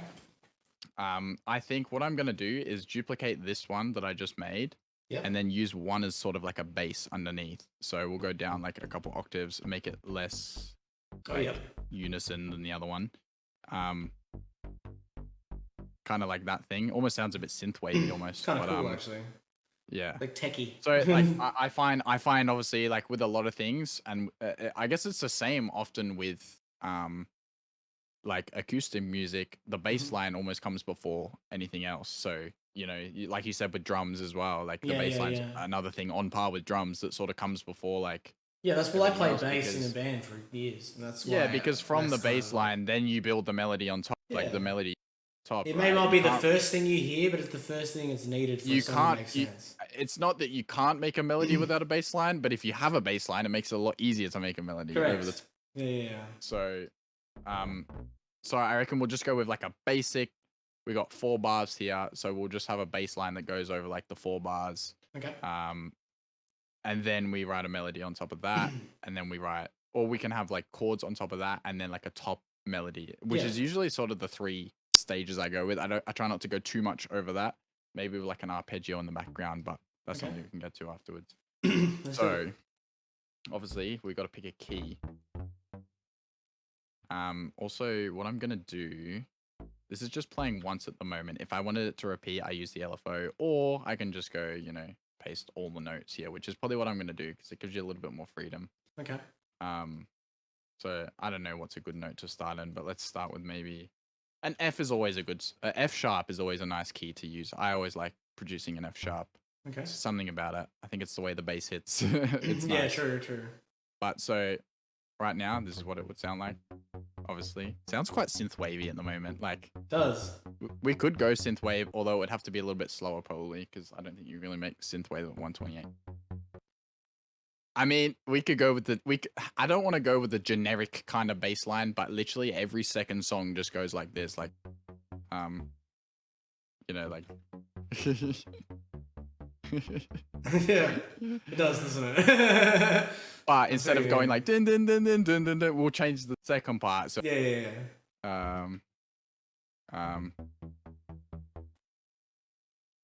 we could go down or up here, something like very down. Yeah, I like that note. That's nice. That's not too generic, but it's nice. It doesn't sound too happy, like you don't want it to sound too ridiculously happy, but you don't want it to be sad because it's supposed to be like an intro kind of thing. So generally these notes kind of sound happy, but not too much. This is good. And then You know, this is your basic. Like I've barely changed that. Obviously, I can tweak it and make it a little bit more like. And then this is why I like Serum, because I know it inside out, right? So I know that you can drag this on here, and then as you turn this up, it'll turn this up. So like. So we then make like an automation of this, which I'll do a bit later. Pushes into like a bigger. Well, actually, I'll do sound. it now because it starts opening it up. So yeah, so like you can also do it. You can do that with the unison as well if you want. So it becomes more and more wide or left. Okay. So yeah, I something I tend to do quite a bit is leave like a few bars beforehand. So if I want to like say something that leads up to the start, it's like boom instead of just starting on the kick. Yeah. Then it's easier to leave a few bars before that. So I do the same with the automations. I just put them all, I drag them all the way to the start. That way it's easy to line them all up. But so we're going to put this, we'll just put it under like a, you know, our sub bass because that's probably what it's closest to. And then you'll notice if I turn this up, you know, it obviously slowly building. But this is like our base, so we'll then put a layer over the top. I'm just going to duplicate that. Copy the pattern. I think the people in chat right now are soaking this up. I reckon they're fucking loving it. There's a lot to take in. So I'm trying to like explain, you know. Yeah. That's very cool though. For anyone who's interested in this kind of stuff, I'm sure it's going to be. There'll still be a lot of confusion, obviously, because it's you know, you can't take all this in at once, but obviously this is just the base layer, literally just up pretty much 2 octaves. Sounds very like I've just started like producing 80s. Yesterday. Sorry. 80s synth play. Obviously, I don't do that. I mean, I will sometimes do it if I'm putting it in like a whole chord that includes that note, but I won't just copy the bass note and put it up. Like, I mean, I'll go with like we'll start going with the harmonies, like that kind of thing. Like this is an octave, yeah. You know, so like obviously I'll so we're going like dun. That's our chord basically right there. Yeah. So then I could also copy these notes and go. You know what I usually do is I'll go with like a bass chord and then I'll start adding some more interesting notes over the. Yeah, so try and bring it in. So like. Oh yeah. This one needs to go up one, but yeah. You know, like. There'll always be a couple that need changing. Yeah, that's good. Because it doesn't. If it worked that easy, it would be good. It doesn't. And really there we go. We got some nice chords already. You know. So that's our layer over the top. And again, we can do the same thing with that we did with the bass line. Obviously. Build it back up again. Build it up the same way. So we'll do that again with another one. You can just put it on the same one, but I like to keep everything separate so that, you know, it's if I wanted to change one and not change the other one, it's easier to do it that way. Okay. I do this a stupid way. Like there is actually an easier way to do this. You can literally just press like this thing up here and then press whichever one you want and it'll automatically do it. But I don't know. I've always just done it this way.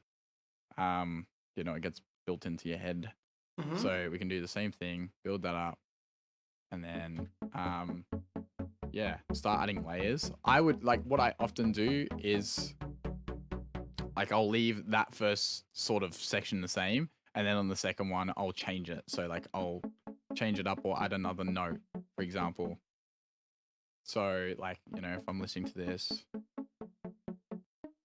I'm thinking like we go up here. We could probably have it on top of that because, you know, 3 notes are still fine. And then, you know, I probably need to listen to this because it's kind of hard without listening. But now, for example, it'll go like, you know, now you're getting a nice little, that's cool. some nice little harmonies over the top instead of just your basic sounding like I just started producing chords again. Like, I mean, you can go like, you know, something like that. Oh, that wasn't supposed to happen, but like, you know, now it sounds nice. Now it sounds nice. See those are the types of chords I'll go with right there. Because they just hit different. They're not overly complicated, but they just sound nice, you know. So this will keep building up. Probably it's already doing it a little bit too much. It depends how much you want it to build. I feel like we could literally just go with that as our kind of build. Because again, we want it short, right? Yeah. like that. That's the intro. So then, And that's the intro, and then there'll be a bit of like a riser, so it'll go like. And then now, my other question it doesn't need to be like ultra long. So like, what we can do is instead of just going straight into like a boom, like we can have another like 2 bars. Like we can still afford to, you know, go with a little bit more. My next question is, kind of like what other instruments can we bring in? Because you know I'm a bit of a metalhead, right? So is there any chance we can bring in like something like that, like a little bit of guitar or something? We can. It's just like I guess we got to try and make it match, because right now it's not really like match the chords. It's not really it's not really ultra fucking metal sounding. So it's basically taking the two things that I love. It's like we don't want it to sound out of place, so we've got to like we mix it. We'll see what happens. But I like where it's going though. This is very cool. Yeah.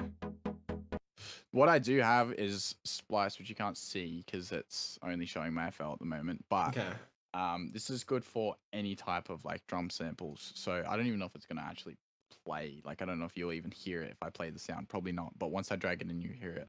Okay. And this has like all kind of samples. So if you want like acoustic drums, for example, it has them. Okay. So like we could probably fit some acoustic kind of sounding drums in, like for example, I will show you the one. I've never used this program, so this is very interesting for me because I've used a lot of music programs before. When I was in high school, I did a Cert 4 in stage and sound, so I know. I'll show you this, for example. It's not exactly like metal drums, but it's acoustic drums. I'm just gonna swap over my screen share to show you. You can bring up like reverb and stuff on that though too, so like you can change it, right? Well, that's the other thing, So, this is something that this is like actually my latest song. So, a little sneak peek, but this is something I've been working on. Hopefully you'll be able to hear it. And in the breakdown, I've decided to kind of add some like acoustic, like so you can hear here. I don't know if can you hear that? Can't hear it. You can't hear it? No. Okay, then I will play it. I'll just play the audio file instead. That's probably. I think SoundCloud had this weird thing where it doesn't work with like screen share. So I'll just screen share the actual sound audio file. Yeah.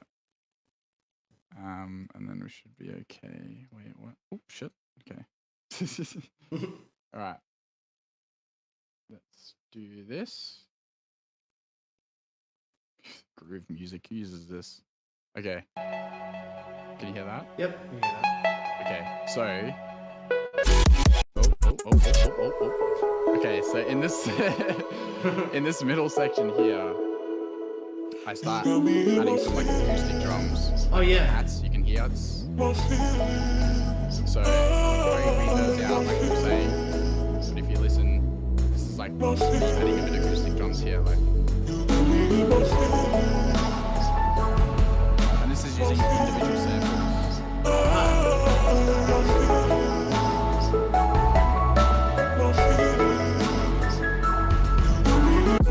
And then the heavier kick comes in, you know. Yeah. Is it too loud, by the way? It's pretty loud. It's pretty loud. Turn it down. Anyway. And that's for another time. That's for another time. Man. But yeah. that one do be hitting pretty hard right now. So oh my god. Yeah. But that's beautiful. That's all you hear for now, because this is that's a big one for me. So yeah. That's a big one. You guys don't get any more of that. You heard it first though at the Zilla patch. Just remember that. Yeah. So but that's an example of how, like, in a very, very electronic song, I've included some acoustic drums. So it can be done. It just obviously it was included in a more spaced out kind of like point of the song, not like a super, in your face electronic part like obviously this is right now. But that being said, it also sounds very dry. So what I'm probably going to do is add to the main kind of plucky sound, like that, and it's already a lot more like, before. It's not as just like dry and stabby in your face.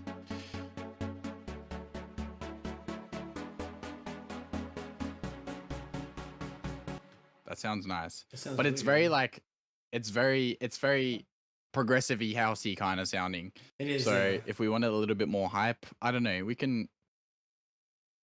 I don't know. It depends. It depends if you want like a little bit of hard hitting bass in there. We can make it sort of more like complextro-y. So Yeah.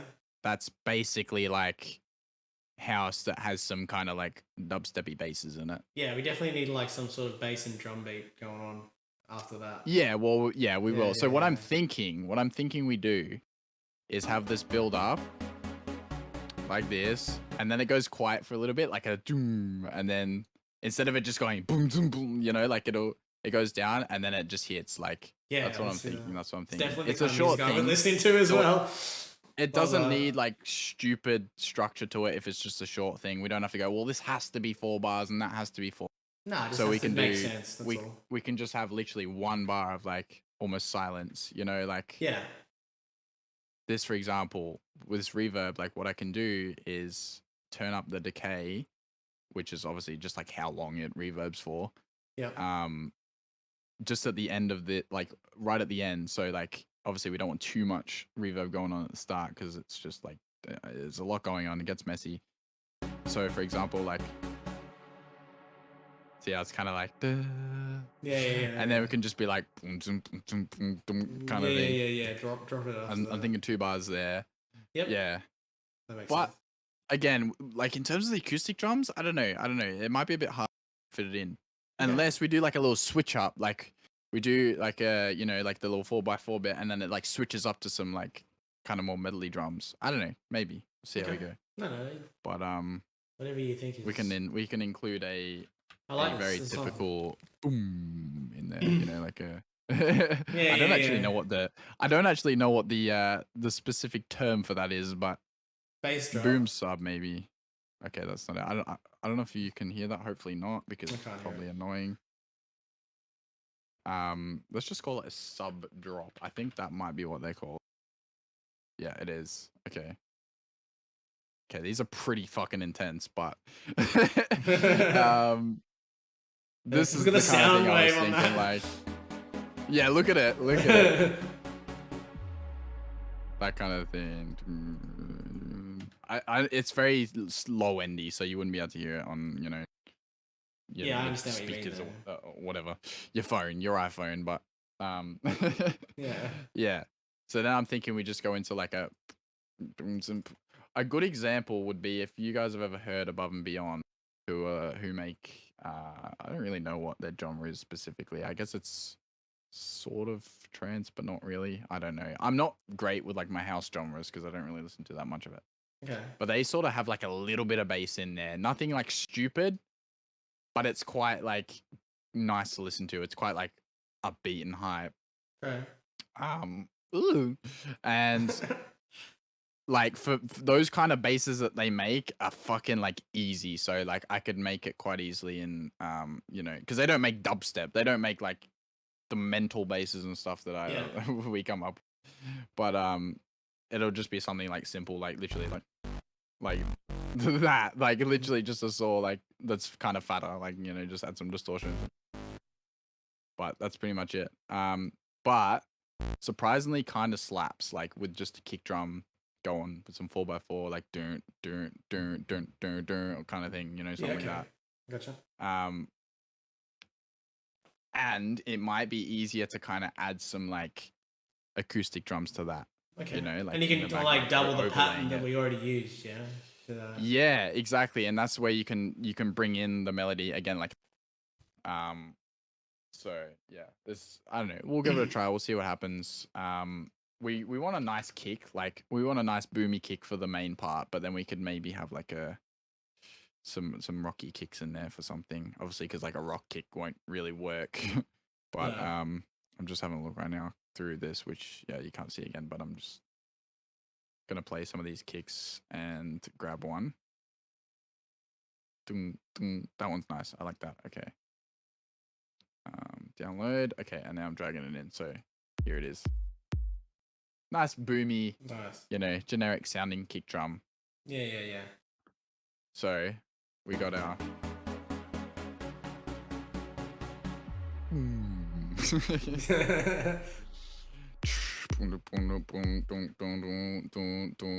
kind of thing, you know. Yeah, I gotcha. So we'll see how we go with that, but we can have the generic. I think it's called Miami to Ibiza snare. Yeah. Is Like that what the they call it? yeah, wouldn't have a fucking clue what it would No, be I called. know what Like you mean, yeah. on the like if I was actually looking for it. Big Room House. Okay, well I've already got it. It's oh, there it is. This one's a bit intense, but this kind of thing. Like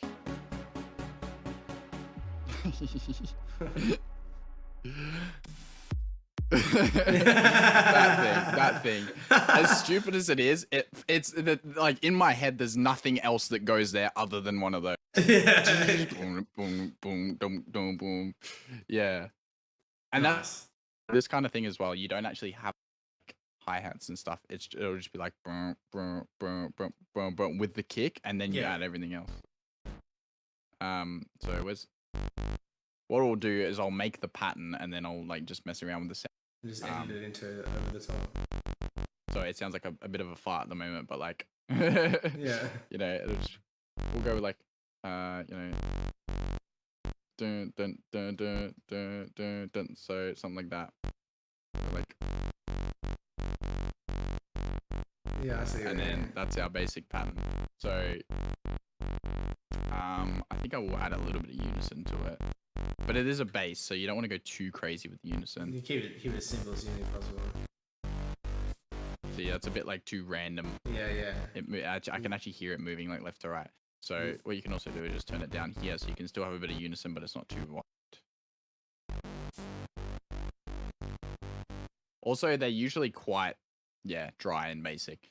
Okay. And then obviously under that you have the same thing, but just as a sub bass, which gives you your actual lows, like.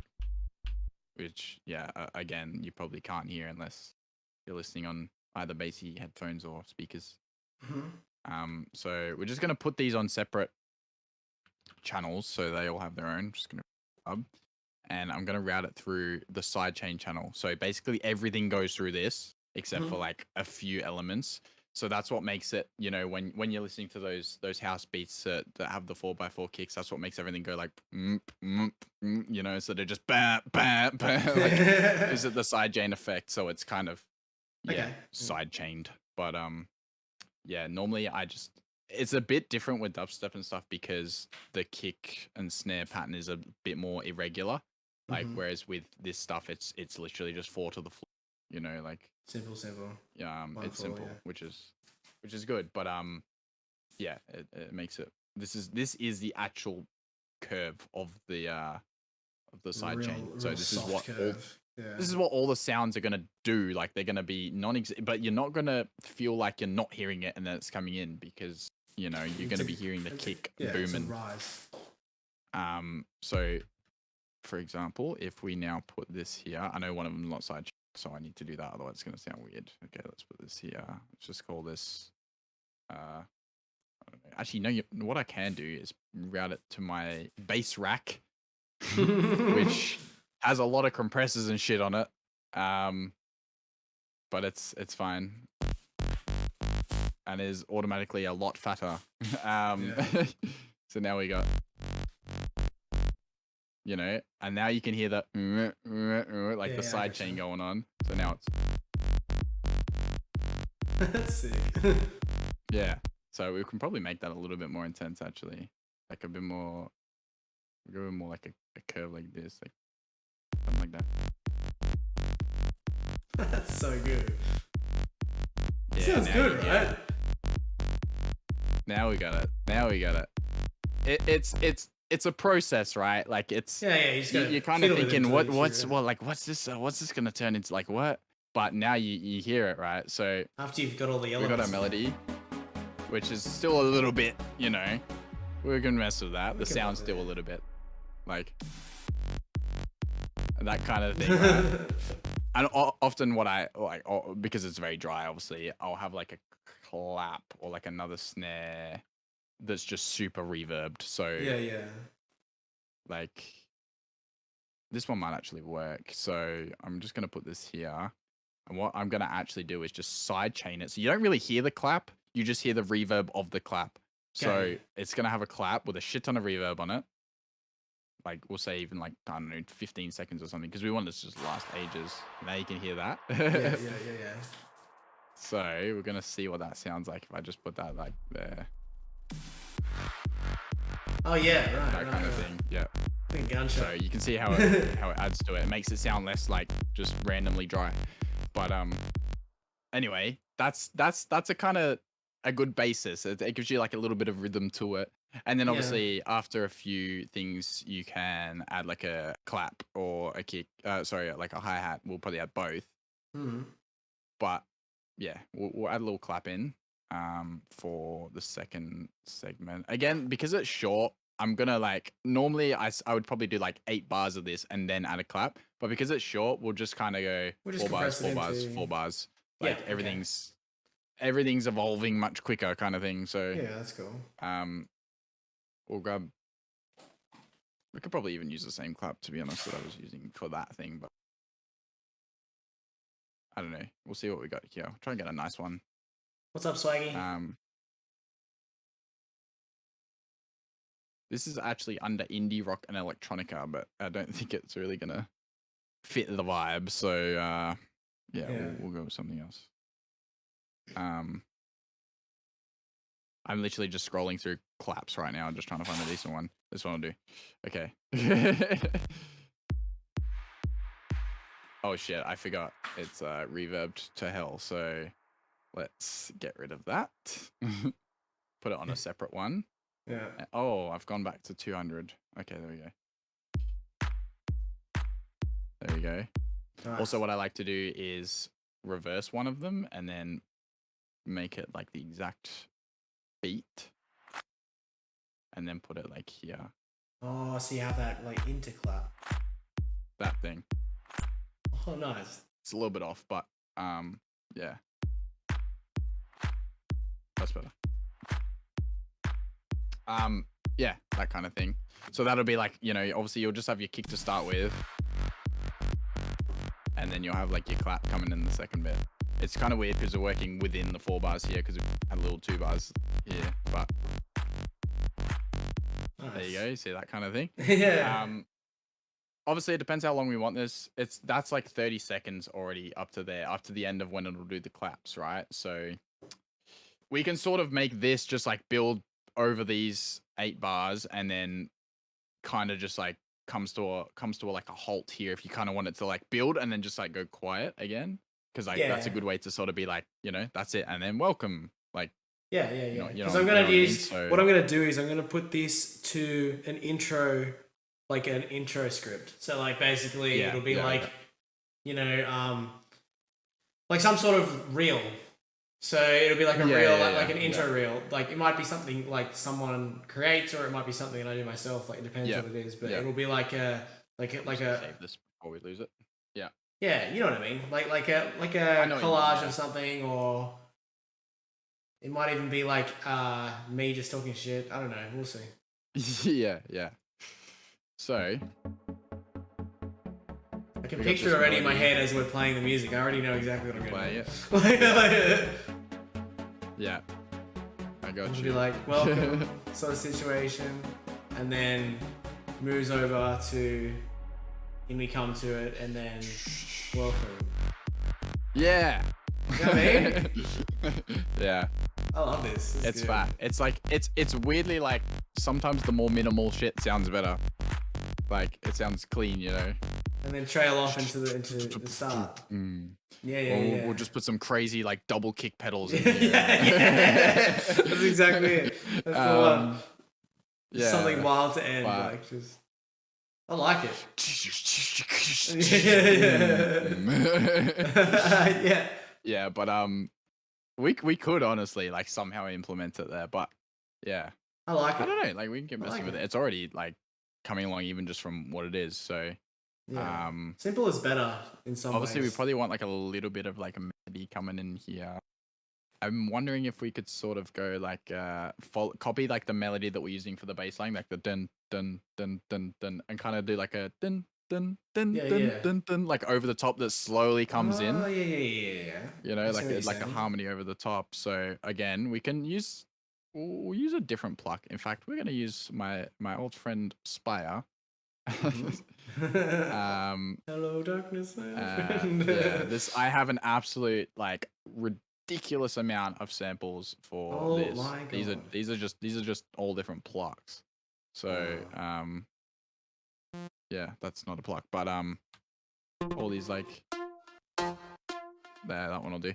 That's fine, go on. Honestly, that one's not too bad. I like that already. So we'll just call this drop pluck. I'm very creative with my names, as you can see. Drop plaque. Hey, straight to the point. Knows what it is. So there we go. Yeah. I'm gonna get lost in the So rest of what it. we'll do is we'll go like, so we got the. So I'm thinking,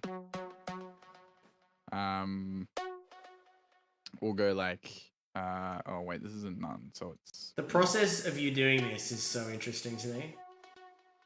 Like, for someone who doesn't know how to do this, but you're doing it like effortlessly. Yeah, so like something like this, like that slowly comes in, like it rises slowly throughout the whole thing. So once you play it with the, okay, we don't want to. It sounds good, but we don't want it there like straight away. I think it'll if we put a filter and then just slowly like filter it in. Okay. So No, I see what you're doing here. Let's see. Okay, This that is fucking one. awesome. It seems like a lot, but honestly, this is pretty basic. You know, in like comparison. for me, obviously, because I know how to operate the program, it's pretty basic. And so, like for any, obviously, like someone who actually knows how to use this, that'd be like, yeah, that's of course. What do you mean? Like, but yeah. So, oh shit, we just deleted everything. That's okay. See, like with that kind of thing, and then we just change it up. Like, hang on, I need to be able to hear this. Okay.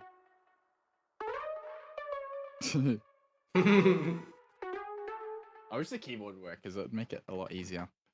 Yeah. I might just try and like in a minute. I'll just try and like A little bit of save Dead it, Mouse close it, and vibes. Yeah, a little bit. It does, Yeah. and that's whenever I make any 4x4 stuff, like any kind of like stuff that has little pluckies and stuff, it always ends up sounding a little bit like Dead Mouse, which isn't a bad thing because Dead Mouse makes very good music. So yeah, exactly. You can't get wrong. Yeah. He's used that kind of bass line a few times, like.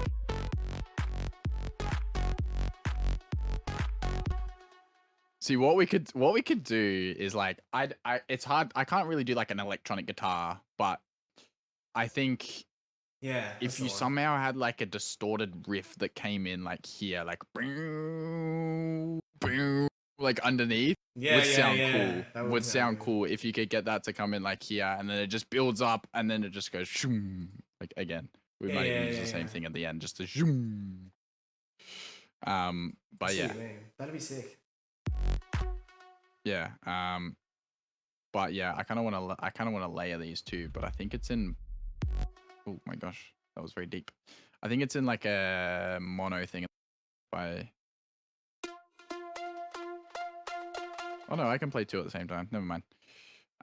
Because like it has a setting within it that it's either in poly or it's in mono. So if it's in mono, you can only play one note at a time, and it'll just glide between or whatever. Whereas when it's in poly, you can play as many as you allow it to play. Yeah. So here it's up to 16 right now. Some sounds obviously sound horrendous in like poly, like they're only really like low notes, for example. You can't just put like two bass notes together because it'll just sound yuck. But yeah, okay. You get the vibes. So when you're doing chords and stuff like that, you can layer them, and I often layer a shit ton of stuff with my music. So like for the example, I always try to add like variation. So then I'll go like, I'll pretty much copy this, or I could go in between, maybe even like just move it an octave above. Like something like that, like yeah. Or like yeah. Oh, I'm thinking more like dun dun dun dun, dun like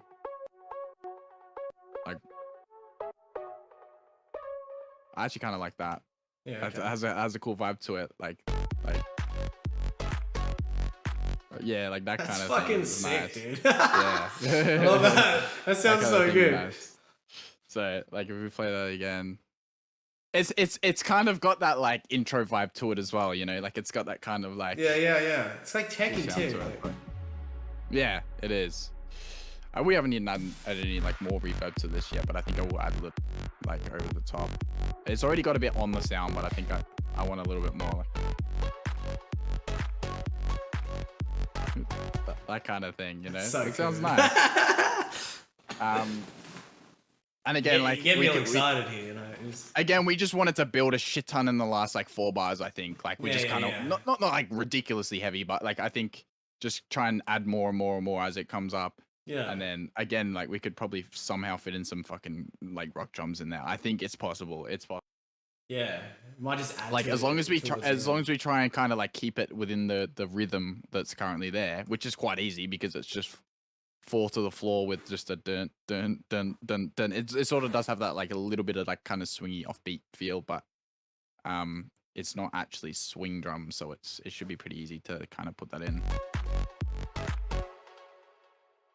Also, we're sitting on the same note here the whole time, so I think with the bass note in the last bar we change it, so we go like let's see what can we do. We can just go like dun dun dun dun dun, and then that's it, you know. Like I reckon that'll be good. That'll be good. So if we go from there up to there, and then do the same with the bass. Wherever that pasted. Nowhere, apparently. Cool. Alright. And then that's going to change our bass note, which is going to change, like, sounds weird. Actually, I think that's the wrong note, but it's so low that I can't hear. Yeah, it was. Okay. Sometimes with the low notes, it really plays with your ears because it's hard to actually hear what note that's playing because it's such a, like, raspy, like, you know what I mean? And the sub bass is so low that it's hard for your ear to actually like differentiate that. But then I could instantly tell as soon as I played it with these notes that it was off. Also, because this is in, you know, the wrong. This is kind of playing for F sharp, not. We've gone there, and then like. See, I think what I'll do is I'll just use the bass notes here. Go boom, like. Maybe. And that's the notes we're using. I kind of like that, but I will go back to the E. And then... See? Now it fits. Nice. So if we play that all together, I think we can go a little bit more intense with the... I'm assuming this has a cutoff thing in it. Yeah, it does. That on top of it. Just like fill it with the extra reverb or something. Yeah, it'll... I need this one here. There's so many different like elements of the plugin. It's crazy how much you can actually like tweak each individual part. Okay. It's very Dead Mouse Tiesto-y vibes for sure. Crazy concept. We'll go from there, and then we'll turn. I don't want to turn it up too much because I know, especially with Spire, it has this tendency to just over cut off the shit out of things. Like it just sounds way too much. Like that. That's only halfway. Like imagine how much that is. Like all the way up. Like that. There's like a sweet spot in there, you know, before it gets too much. Yeah. The other thing you can also do is kind of extend the notes. Like, so it's kind of plucky at the moment. Whereas if you, I think it's more the sustain than anything. Like, yeah, so you can kind of do the same thing with that. Notes towards the end. There's like a few ways you can do it. Oh, this is a new thing. I didn't even realize I had that. Okay. Yeah, so we start with like the nice short, or even with the decay actually, like might be a better thing to do it with.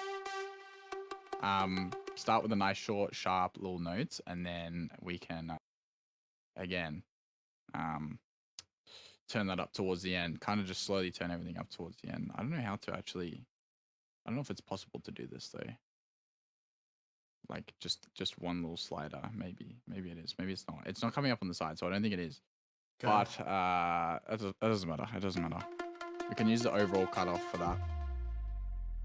It's alright as it is. We'll leave it like that. Maybe don't even have it for the first two. Just have it coming in here.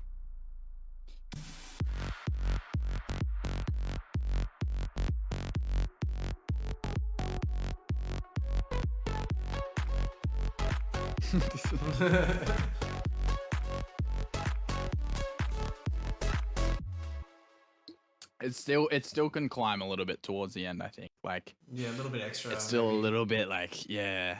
But we can add more for that. Like, we don't necessarily have to do this. Like, that's fine. But it's still, we don't want to go over the top with that sound because it's quite like intense when it goes high up. So yeah. it's like maybe the second drop isn't needed then. So maybe like something else to sort of push it up, and then it doesn't really need to drop at the end, you know? Well, it doesn't necessarily, and the thing is, we can reverb it out. Yeah. So like, because the drop sounds like a double up of what we just did. So again, I'll do the same thing with this cutoff with this reverb that I did with the other one, and just like, decay it up at the end, which is that should work fine. So we'll do that, and then we'll try to add some more stuff. Oh, come on, we'll try to add some more stuff in there. We'll even just do it a little bit early too, I think, so the reverb kind of carries up. Yeah. Also, yeah, we need to get rid of the side chain. I just use an automation to basically turn on and off the side chain. I find it the easiest, so that it's just on off basically. So like that kind of thing. It's probably a bit. We'll need to reduce it as it goes down. It'll literally go. But, yeah. So I feel like we can still start with this maybe a little bit less, even lower. So it's really just building out of nowhere. Like, yeah. Like, you know. Oh yeah, I see what you mean. Yeah. Yeah, it's good.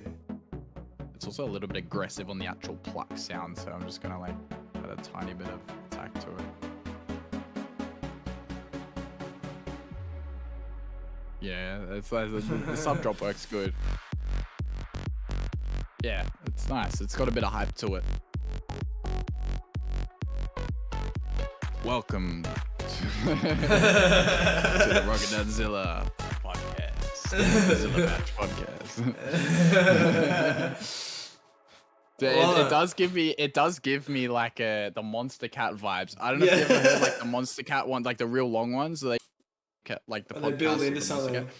They literally have like a song like that at the start. It's kind of like a hype up song, and then they're just like, "Welcome to the Monster Cat podcast, episode 3,000,007," because they've done so many. Yeah. So it could work. It could definitely work for sure. Man. But yeah, we'll just keep adding to it because obviously there is a lot going on, but there's not a lot going on at the same time. Yeah, not as much as like a song would have. That's the kind of like we don't need much more there. Maybe just like another psh, the end. It's kind of a weird place for it. It's weird because it just stops. Like it doesn't have the reverb on it. If you put reverb on yeah. Okay. I like it. I'm still thinking at the start we need to like just something else here. I mean, I've kind of used the chords to already add that other melody over, like here. Yeah, that's a good change. I like to do this as well. This is quite a dead mousey thing to do to have like, this is like obviously the sort of top line note here, but have that note carry over as the chord changes. So like it sounds really nice. Whereas if I'd have just gone like, you know, I could go down and it'll still sound okay, probably. Or like this, like. It sounds nice, but I still think it sounds nicer when you carry it over like that. Yeah, I know what you mean. It's also one of those like weird, I forgot the exact name for it. Dissonant chord or like some major seventh or some shit. I don't fucking know. I know chords a little bit. I don't know the exact names for the chords that I'm writing though. I getcha. because especially since some of them would probably be complicated since It's like the I same do chords thing. with like Yeah, when I 6, 7 layers. when I taught myself how to play bass, Augmented seventh. I did it There you go. all. I did it mostly by ear because so basically when I was playing, I never read music like correctly. I could read, but like not Yeah. well. And so what I did was, when I want to learn a song, I would just play it by ear and then refer to like a tablature chord to see if I got it right. So like basically, instead of going, I find that's the fun part, right? So if I'm sitting here with the bass guitar and I'm working out like a riff, right, and I can hear it in my headphones, I'm like, okay, how do I? Yeah. I'm gonna find the note myself, right? As long as my bass is tuned exactly. And For then me, everything's just by ear. Like Yeah. I don't do it in like the mathematical sense. It's just like I hear that note, I hear in the background, I hear the notes that are. I don't think I have like perfect pitch, but like generally, if somebody, you like gotta find if I hear a song or the something, hardest I'll part kinda- with metal music or like with rock music and stuff is that it's not always tuned the same. So yeah, like that's true. the tune of the instrument is different to what a standard tune of the instrument is. Yeah. So like if you're playing like a like a heavy metal song, the tune of the instrument will tune down because they'll tune it from like say the bass chord, true, yeah. your bass string of E will be tuned to D. So you'll have which is called what's called playing in drop D, right? Right. So when you drop yeah. your top line of your bass, it basically everything stems from the E string, right? The E string is like the base of everything on the guitar. Yeah.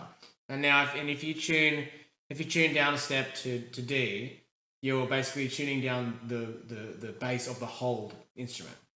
Right. Yeah. But then if you tune it, like some metal songs will tune it so far down that the strings are so loose that you can literally like hear the slapping of the strings. Like have you ever heard a Korn song?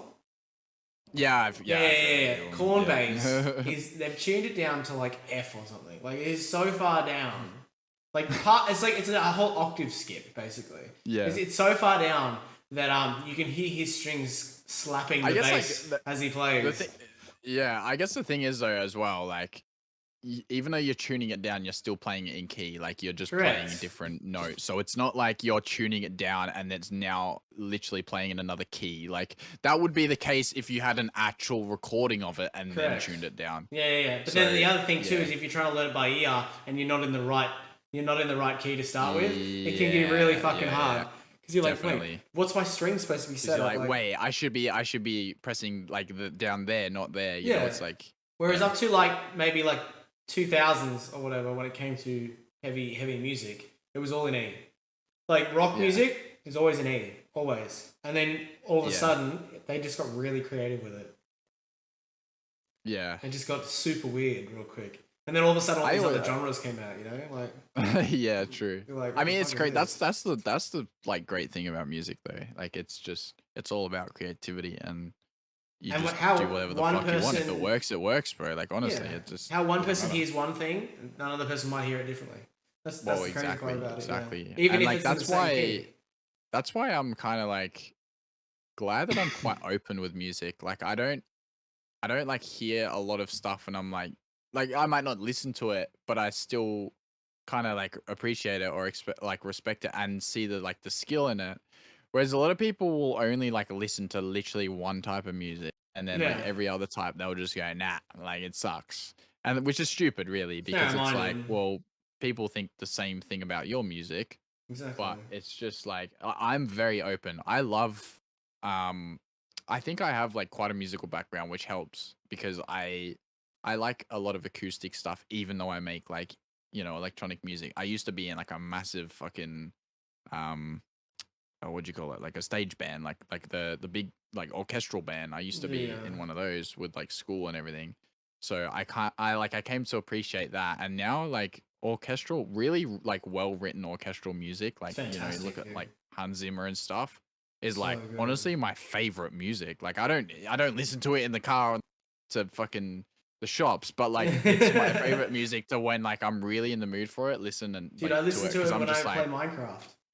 When I play Minecraft, like, this is just like it's just so the Caribbean and shit. Nice, It's just so nice to listen to, having all those instruments all in unison, like in your ears. Yeah, it's beautiful. It's nice, and when you get people like Zimmer and that who are just ridiculously like talented composers, Like they literally write all this shit and then they just get their orchestras to play it. Like he writes it like on a computer the same way I do, using like I've literally seen him like show some of his tutorials and he uses this. Like he uses Contact. Yeah, And wow. it's funny because like they'll make it incredibly, you know, well, but he'll still be like, well, this is still electronic, so it's not really electronic because it's still recorded sounds. But he's like, you know what? It'll sound a lot better if I get this fucking amazingly awesome massive orchestra to play. Yeah, and exactly. then he'll do that instead. And then all of a sudden you have Lord of the Rings. Like, Yeah. you know. See, like to like the average person, it probably doesn't even sound that different. Like if he was just to like literally export what he did on like composed on the PC, because he's still got recordings of really good like, you know, instruments and stuff. But it's more about like that getting the real feel from the actual orchestra playing and that. So it's again like that's why I have like respect for it, and also it just hits different. Like a nice orchestral like theme track or something, like Interstellar for example. My god, bro, every time I listen to that it's like fuck, it's beautiful. it's just so good. It's just well written, well played, well like everything. It definitely brings a feeling out in you as well. It does, and that's half of what music is. Like it's, you know, like the stuff I make, it's obviously very energetic. Like that's the idea. You listen to it, it's supposed to like sort of pump you. Like it's, I don't make, although that being said, I don't just make full on like heavy stuff all the time. Like I do like to have quite a bit of melody in my song, but it doesn't mean that melody has to be chill out and like you don't fucking, you know, you can't have a hype track because there's melody in it. Like it's, I get that too. Yeah. So what do we need to finish this? What's the go? What do we need at the end, you reckon? Something to build. I don't know. What do we think? More? Yeah, I think this bit can build a little bit so that this little impact is a bit more like, ooh, it's gone, and then it comes back in. Yeah. Because it kind of like stops and then starts again. Like... Yeah, I can use this thing called Endless Smile, which I think I've. Oh, you've shown me this before. Yeah. So it's a fantastic little plugin, and they make this and the sausage fattener. So two plugins that look absolutely memey but are actually incredibly useful. This one's great. It kind of makes like it turns your track, or you know, like whatever instruments you currently have, it pretty much just build up ises it like you literally just turn up the knob and it just sounds like it's building up without actually having any like which is super cool. Like that was cool. I don't want to use the intense one that I use for like dubstep because it adds like this weird artificial like sound to it. It's like a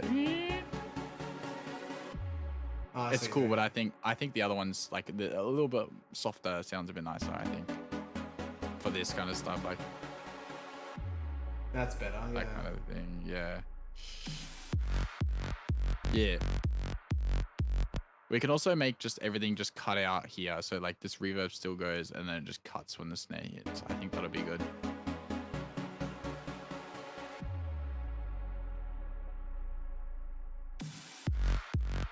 Yeah, it's better.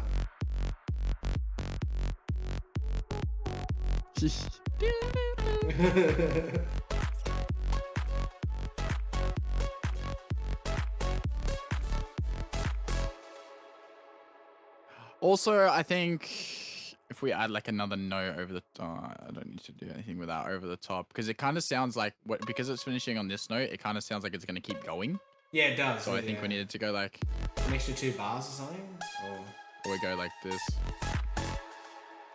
Yeah, like a final high up kind of thing, you know. Off. Yeah, I see what you mean.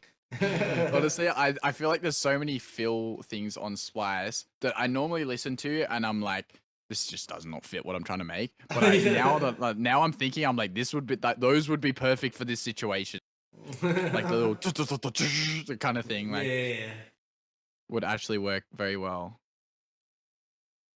Okay, let's see what we can. Oh, Fertroite's good, but he makes wub steps, so oh my god, I you can't see this, but like all these ones that I'm looking at are very for like bass house. I feel like not really for this type of stuff. I feel like having like like that kind of thing would not even sound that bad. I need to add like another, so maybe that, and then it goes back to that stupid snare thing again. Yeah. I don't know. It's gonna sound a bit funny, but What's up, dudes? I think this will sound okay if we add a lot of reverb onto the end of it, which we only want on the second part, not the. So. Yeah. Right. Okay. We can do that. Let's do that. If anyone's just come in, what we're doing today, we're doing a podcast with Obliterazor. He is currently teaching us how to use programs he uses to make music, and also we're creating our own little intro to the podcast, music-wise. So he's helping me with that. I thought it'd be something that's pretty cool that we could do while we're doing the podcast. So if anybody's missed any of the start of the podcast or anything in between, we will be putting this to YouTube as well, and you never know, I might even have an intro for it when we're done with it. So we'll see how we go. Well, let's hope so. Let's hope so. Let's see if we can get something. All right, but let's he's see what we good got at this. here. He is. This might sound funny, but Doesn't sound that bad. I don't mind that. I don't mind it. Yeah. I don't mind it, honestly. Make a banger. That's right. I mean, make a banger. Again, because all the drums sound very like forward and out there, I think literally just more reverb. Just more reverb. Turn that shit up. Like, oh yeah. Okay. Oh yeah. It's just like bang bang at the end. Like maybe we'll just get rid of like the low ends a little bit too, so it's not too like punchy. Because obviously we got the kick still, so let's see what we got here. Like obviously what I'm doing here with the EQ is just bringing down the lows a little bit. But yeah. Oh, I see what you mean. Yeah. It just makes it blend a little bit more, but better. I feel like it needs more like highs in that bit though, because it's quite low. I don't know how to explain it, but because the snare's so like the rest of it's quite like low end. It gets lost in the sound of it. Like more like like see boost the highs a little bit, you know, you get some nice crispiness out of it. Yeah, I get you. I think we go with that. Anyway, that's kind of a good little sort of just wait to just finish it like that, and then we just let it lead out for like the 5 seconds, and then you can literally start doing like your intro here while it's just reverbing out. How long have you been doing podcasts? This is episode 22, I believe. 22. The last time I had Blitty on was one of the first episodes we ever did, which was it was literally like episode 2 or something, wasn't it? Or like 6 months ago, maybe. Yeah, I think it was in June or July. Yeah, it was quite some time ago. So we do. I'm bringing it back every week. So we used to do like one a month, or two every month. But now I'm actually bringing it in, so we're actually doing it once a week. So I get a new guest on every week. If you do want to be a guest on the podcast and you want to get involved, just DM me or post your interest, and we'll try and tee it up. So I'm more than happy to have everyone in the community come on. You can promote everything you want to promote. You can talk about what you do and why you do it. And as long as you've got an interesting story to tell, I'm more than happy to have you. 100%. Yep. A lot of people you see in the chat have already been on the podcast. And if you missed any, head over to the YouTube. Have every single episode uploaded and edited to YouTube. So we do that. Usually do that the day after. So if you've missed any episodes, that's where to catch them. There's some really, really interesting people that I've had on in the past. For all different reasons, like some with some great life experiences, and others that just have beautiful stories to tell. That's on your YouTube, yeah, correct. So, Command YT will get the extra link there for you if you want to head over and have a look. There's a full playlist for it. I still want to put piano in, just somewhere, somewhere. Right. I'm thinking like right at the end where everything's rising, we have like I think is it called a trill or something? No, I don't know, where it goes like up, like a little like, oh, that's very high. So obviously it's got to end with this note. Yeah. Yeah. So basically, literally every like just building of notes, beat or something, it'll be like it'll build up. So It just needs to ends with these two. So maybe if we go backwards, like.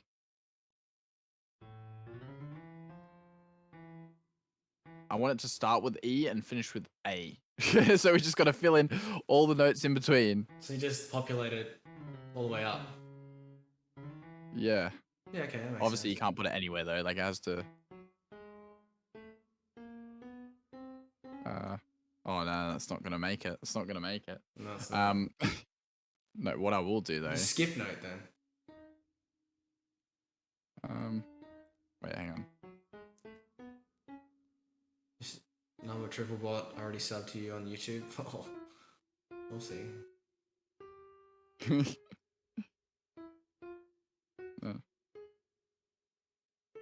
Right. So what we can do is just put that to the end and then fill in underneath it. I know why, because like it would be the bass note is like we're in F sharp. That's like the key. Yeah, yeah. But because it's in the last section, our bass note starts on like higher. Yeah, yeah. It starts on the D. So the D.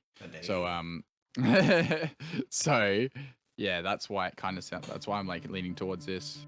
Okay. But I mean, it doesn't have to start on the one. Like it can literally just go up like this, and maybe we'll like literally like that. Yeah, okay, and then like just cut it real close at the end. And just put that at the end with everything else. I think it's like being sidechain already. Like it'll be quiet. You won't really be able to hear it much. I might turn it up. See, like nice little trill at the end. See, you hear it. You kind of hear it. It's very subtle, but maybe if I put it up an octave. Yeah, I kind of like that more actually. Makes sense. I don't know. It's just something else. Like I said, because I think we want the last bit to be kind of like big, so we're just trying to include more and more. Obviously, it starts off with a more minimal, and then builds.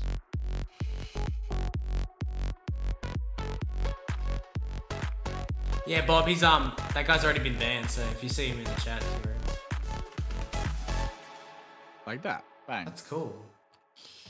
Yeah, you can hear it, but you can't. It's kind of like it's got an intro vibe to it, especially with the piano. Like, yeah, it is quite quiet. I mean, I can add what I normally use, which is OT band compressor, but obviously that's like full compression. That's like none. I always with everything I just put it up a little bit, so it's like just a bit more like. That's so cool. That's so good. That sounds really cool. I like that. Yeah, so I mean, I feel like honestly, this section here is pretty much done. Yeah, like, it's fire. I think we can maybe add a little something bit more. Something at the start to just sort of like. Yeah. Bring it in a little bit more, so it doesn't sound like two separate songs. You know what I mean? Like kind of. Yeah. I think there's still the lack of like a. Wait, the bass isn't actually. I don't think the bass one's actually like on anything yet. I don't think it's on our channel. No, it's not. Okay. So I'll put it on the sub because we're not. Actually, we are using the sub, so I'll just put it on its own one. It's always easier to separate everything so that you have, full control over it. Yeah. I used to. I don't know if it was laziness or just like me just not really knowing that it probably wasn't a bad thing to do, like a good thing to do.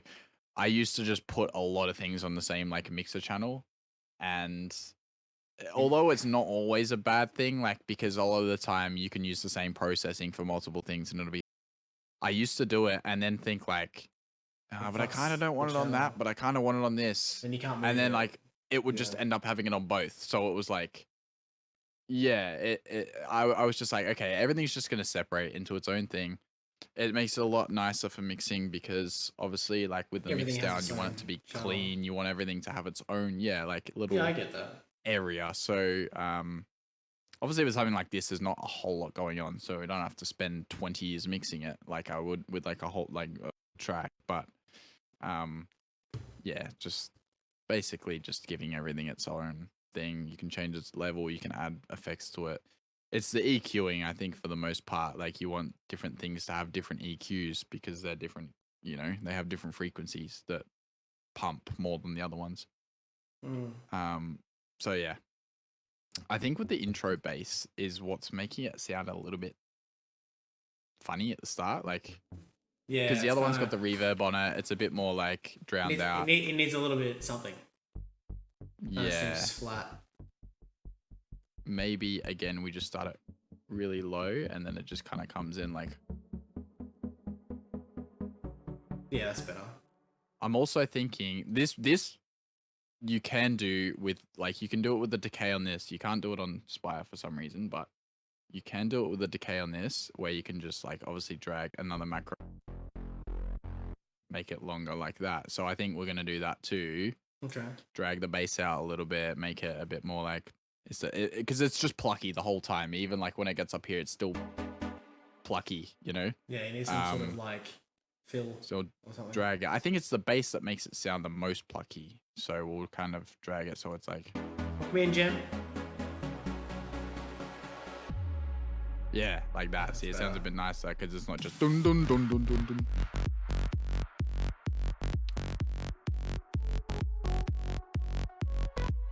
That's a very, very dance clubby vibe, you know. Doesn't it? I love that last bit just because of the piano and all so that. So good, yeah. Sounds good. But I think that's a good way to do it because it's like, oh, bang, like that's it. Like, what do we think, chat? Welcome. So yeah, I don't know. I think there's not much more to do really. Again, we can still keep changing the start a little bit, but I even think like the transition from this to that isn't that weird either. No, it's not because that bad because it's just because of like the boom, you know, like. It still makes me laugh every time. Boom. It's funny because it would just sound like absolute silence if you were listening on like an iPhone or something. Yeah, I know.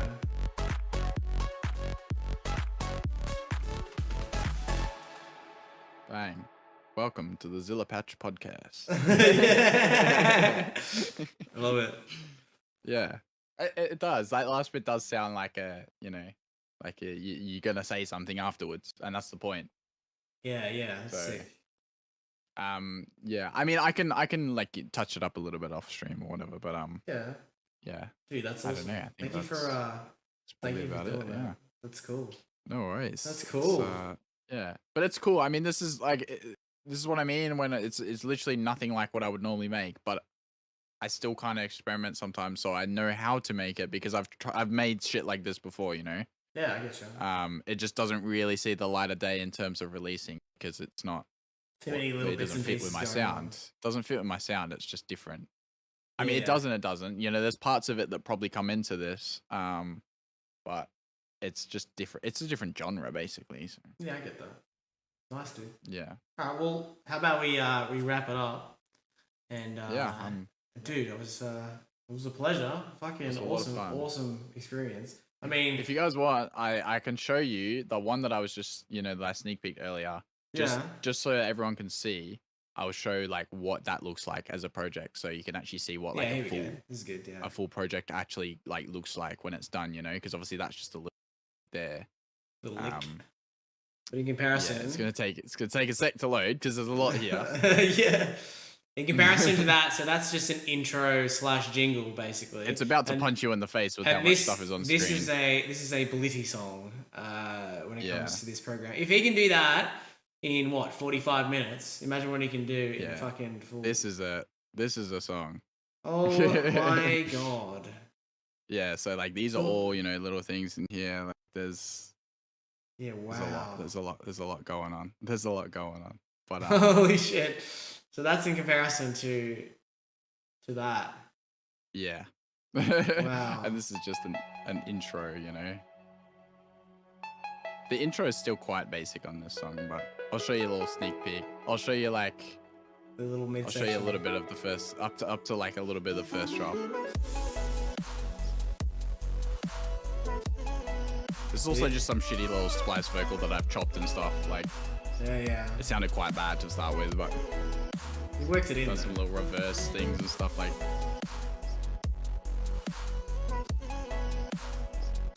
This hits Hopefully hard, everything loads because it's dude. like playing it for the first time. Like it might just like wig out a bit. That's so good. The classic vocoded basses. Here we Yeah. go.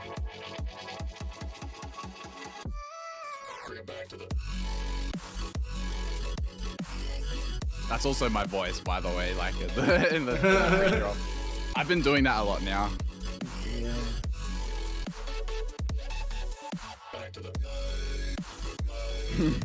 It hits. Fuck, We get fuck it, I'll just play the to whole command first tune in the chat. drop. I'll play the whole first drop. You can listen to it. This bit's cool. Like a little switch up. Wait for it.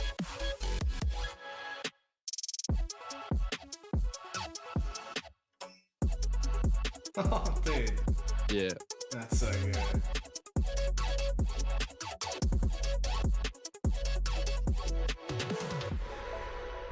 Anyway, That's sick. that's dude. all for now. That's all for now. No more The sneak second part peeks. is honestly my No favorite more part of sneak this peeks. track, which is what you heard, like a tiny bit of. Yeah. Yeah, Dude, it's beautiful. you'll That's hear awesome. it. You'll hear more later. Work of art, mate. It's a work of art. Yeah, but this is what I mean with like the melody, you know. So like this kind of, I like to have some nice like melody in there. Yeah. And the acoustic drums that I was showing before. Yeah. Yeah, just stuff like that. Like even though I make like fairly heavy-ish stuff, Yeah. I still like to have a shit ton of melody. Even my drops, like it's literally vocoded to chords. Like they're bass vocoded to chords. It's not just straight like growl sounds or whatever. Yeah, I you know? get you. So we got like this going on. Jesus. Yeah. Sick. But, that's the type of stuff I make pretty much. So yeah. Yeah, and Go guys, check- if you go check haven't out the latest song. if you haven't checked out Blitty's newest track, it is on Spotify now. Falling Yes. by Fraud. Yes. I will put the album link in the chat here. If you guys haven't heard it already, please head over, give him a follow on Spotify, listen to all these new tracks and all his new music. It is very much what you hear and what you like, and yeah, he's a very talented man. Very talented man. Well, thank you. It's good, bro. Really I'll cool. try. I need him on my 21st. Yeah, something like that. This song also has like almost the most patterns I've ever had in a song. So if that gives you any idea, If how much work goes how into much it. time I'm spending on this one, yeah. Yeah, wow. Even if you look at like this is kind of pretty stacked for a mixer, like one of my songs. So it's That's sick. there's a lot dude. going on. There's a lot going on, but Fuck yeah. Also, make sure to check him out on his Twitch channel as well. When's your next stream, bro? Tomorrow? You gonna play tomorrow? yeah, I'll probably be doing some COD, a little bit of COD tomorrow, and then it'll be back on Monday. So like I might try and do another music stream next week. So if anyone's keen for obviously some more music stuff, if you found it interesting, Yeah, then he does I his might stuff live on stream too, so. I might be doing it on my channel next week. But Fuck yeah. we're streaming right up to the. But nah, it's too late for that. It's too late for that. Yeah. That's sick, dude. But, Alright. Well, yeah. dude, it's been a pleasure as always.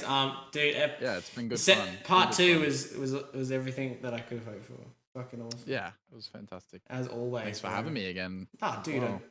I'll have you on anytime you want. It was good to like make it a bit different because obviously we spoke about most of the normal stuff last time, so I thought we could maybe chuck in a little twist and do some music. Yeah, that was a good idea. Oh, your idea, not Sorry. mine. The brains of the operation, you know. Nah, it's a pleasure. But, All right, well, yeah. you have a good night, It's good man, to chat. and You too. yeah, you too. I'll play your music on the way out. Easy. Appreciate Easy. it, bro. Good All night, right. chat. Love you all. Talk to you next Let's time. go. See you, Bye. mate. Fuck yeah. Good shit.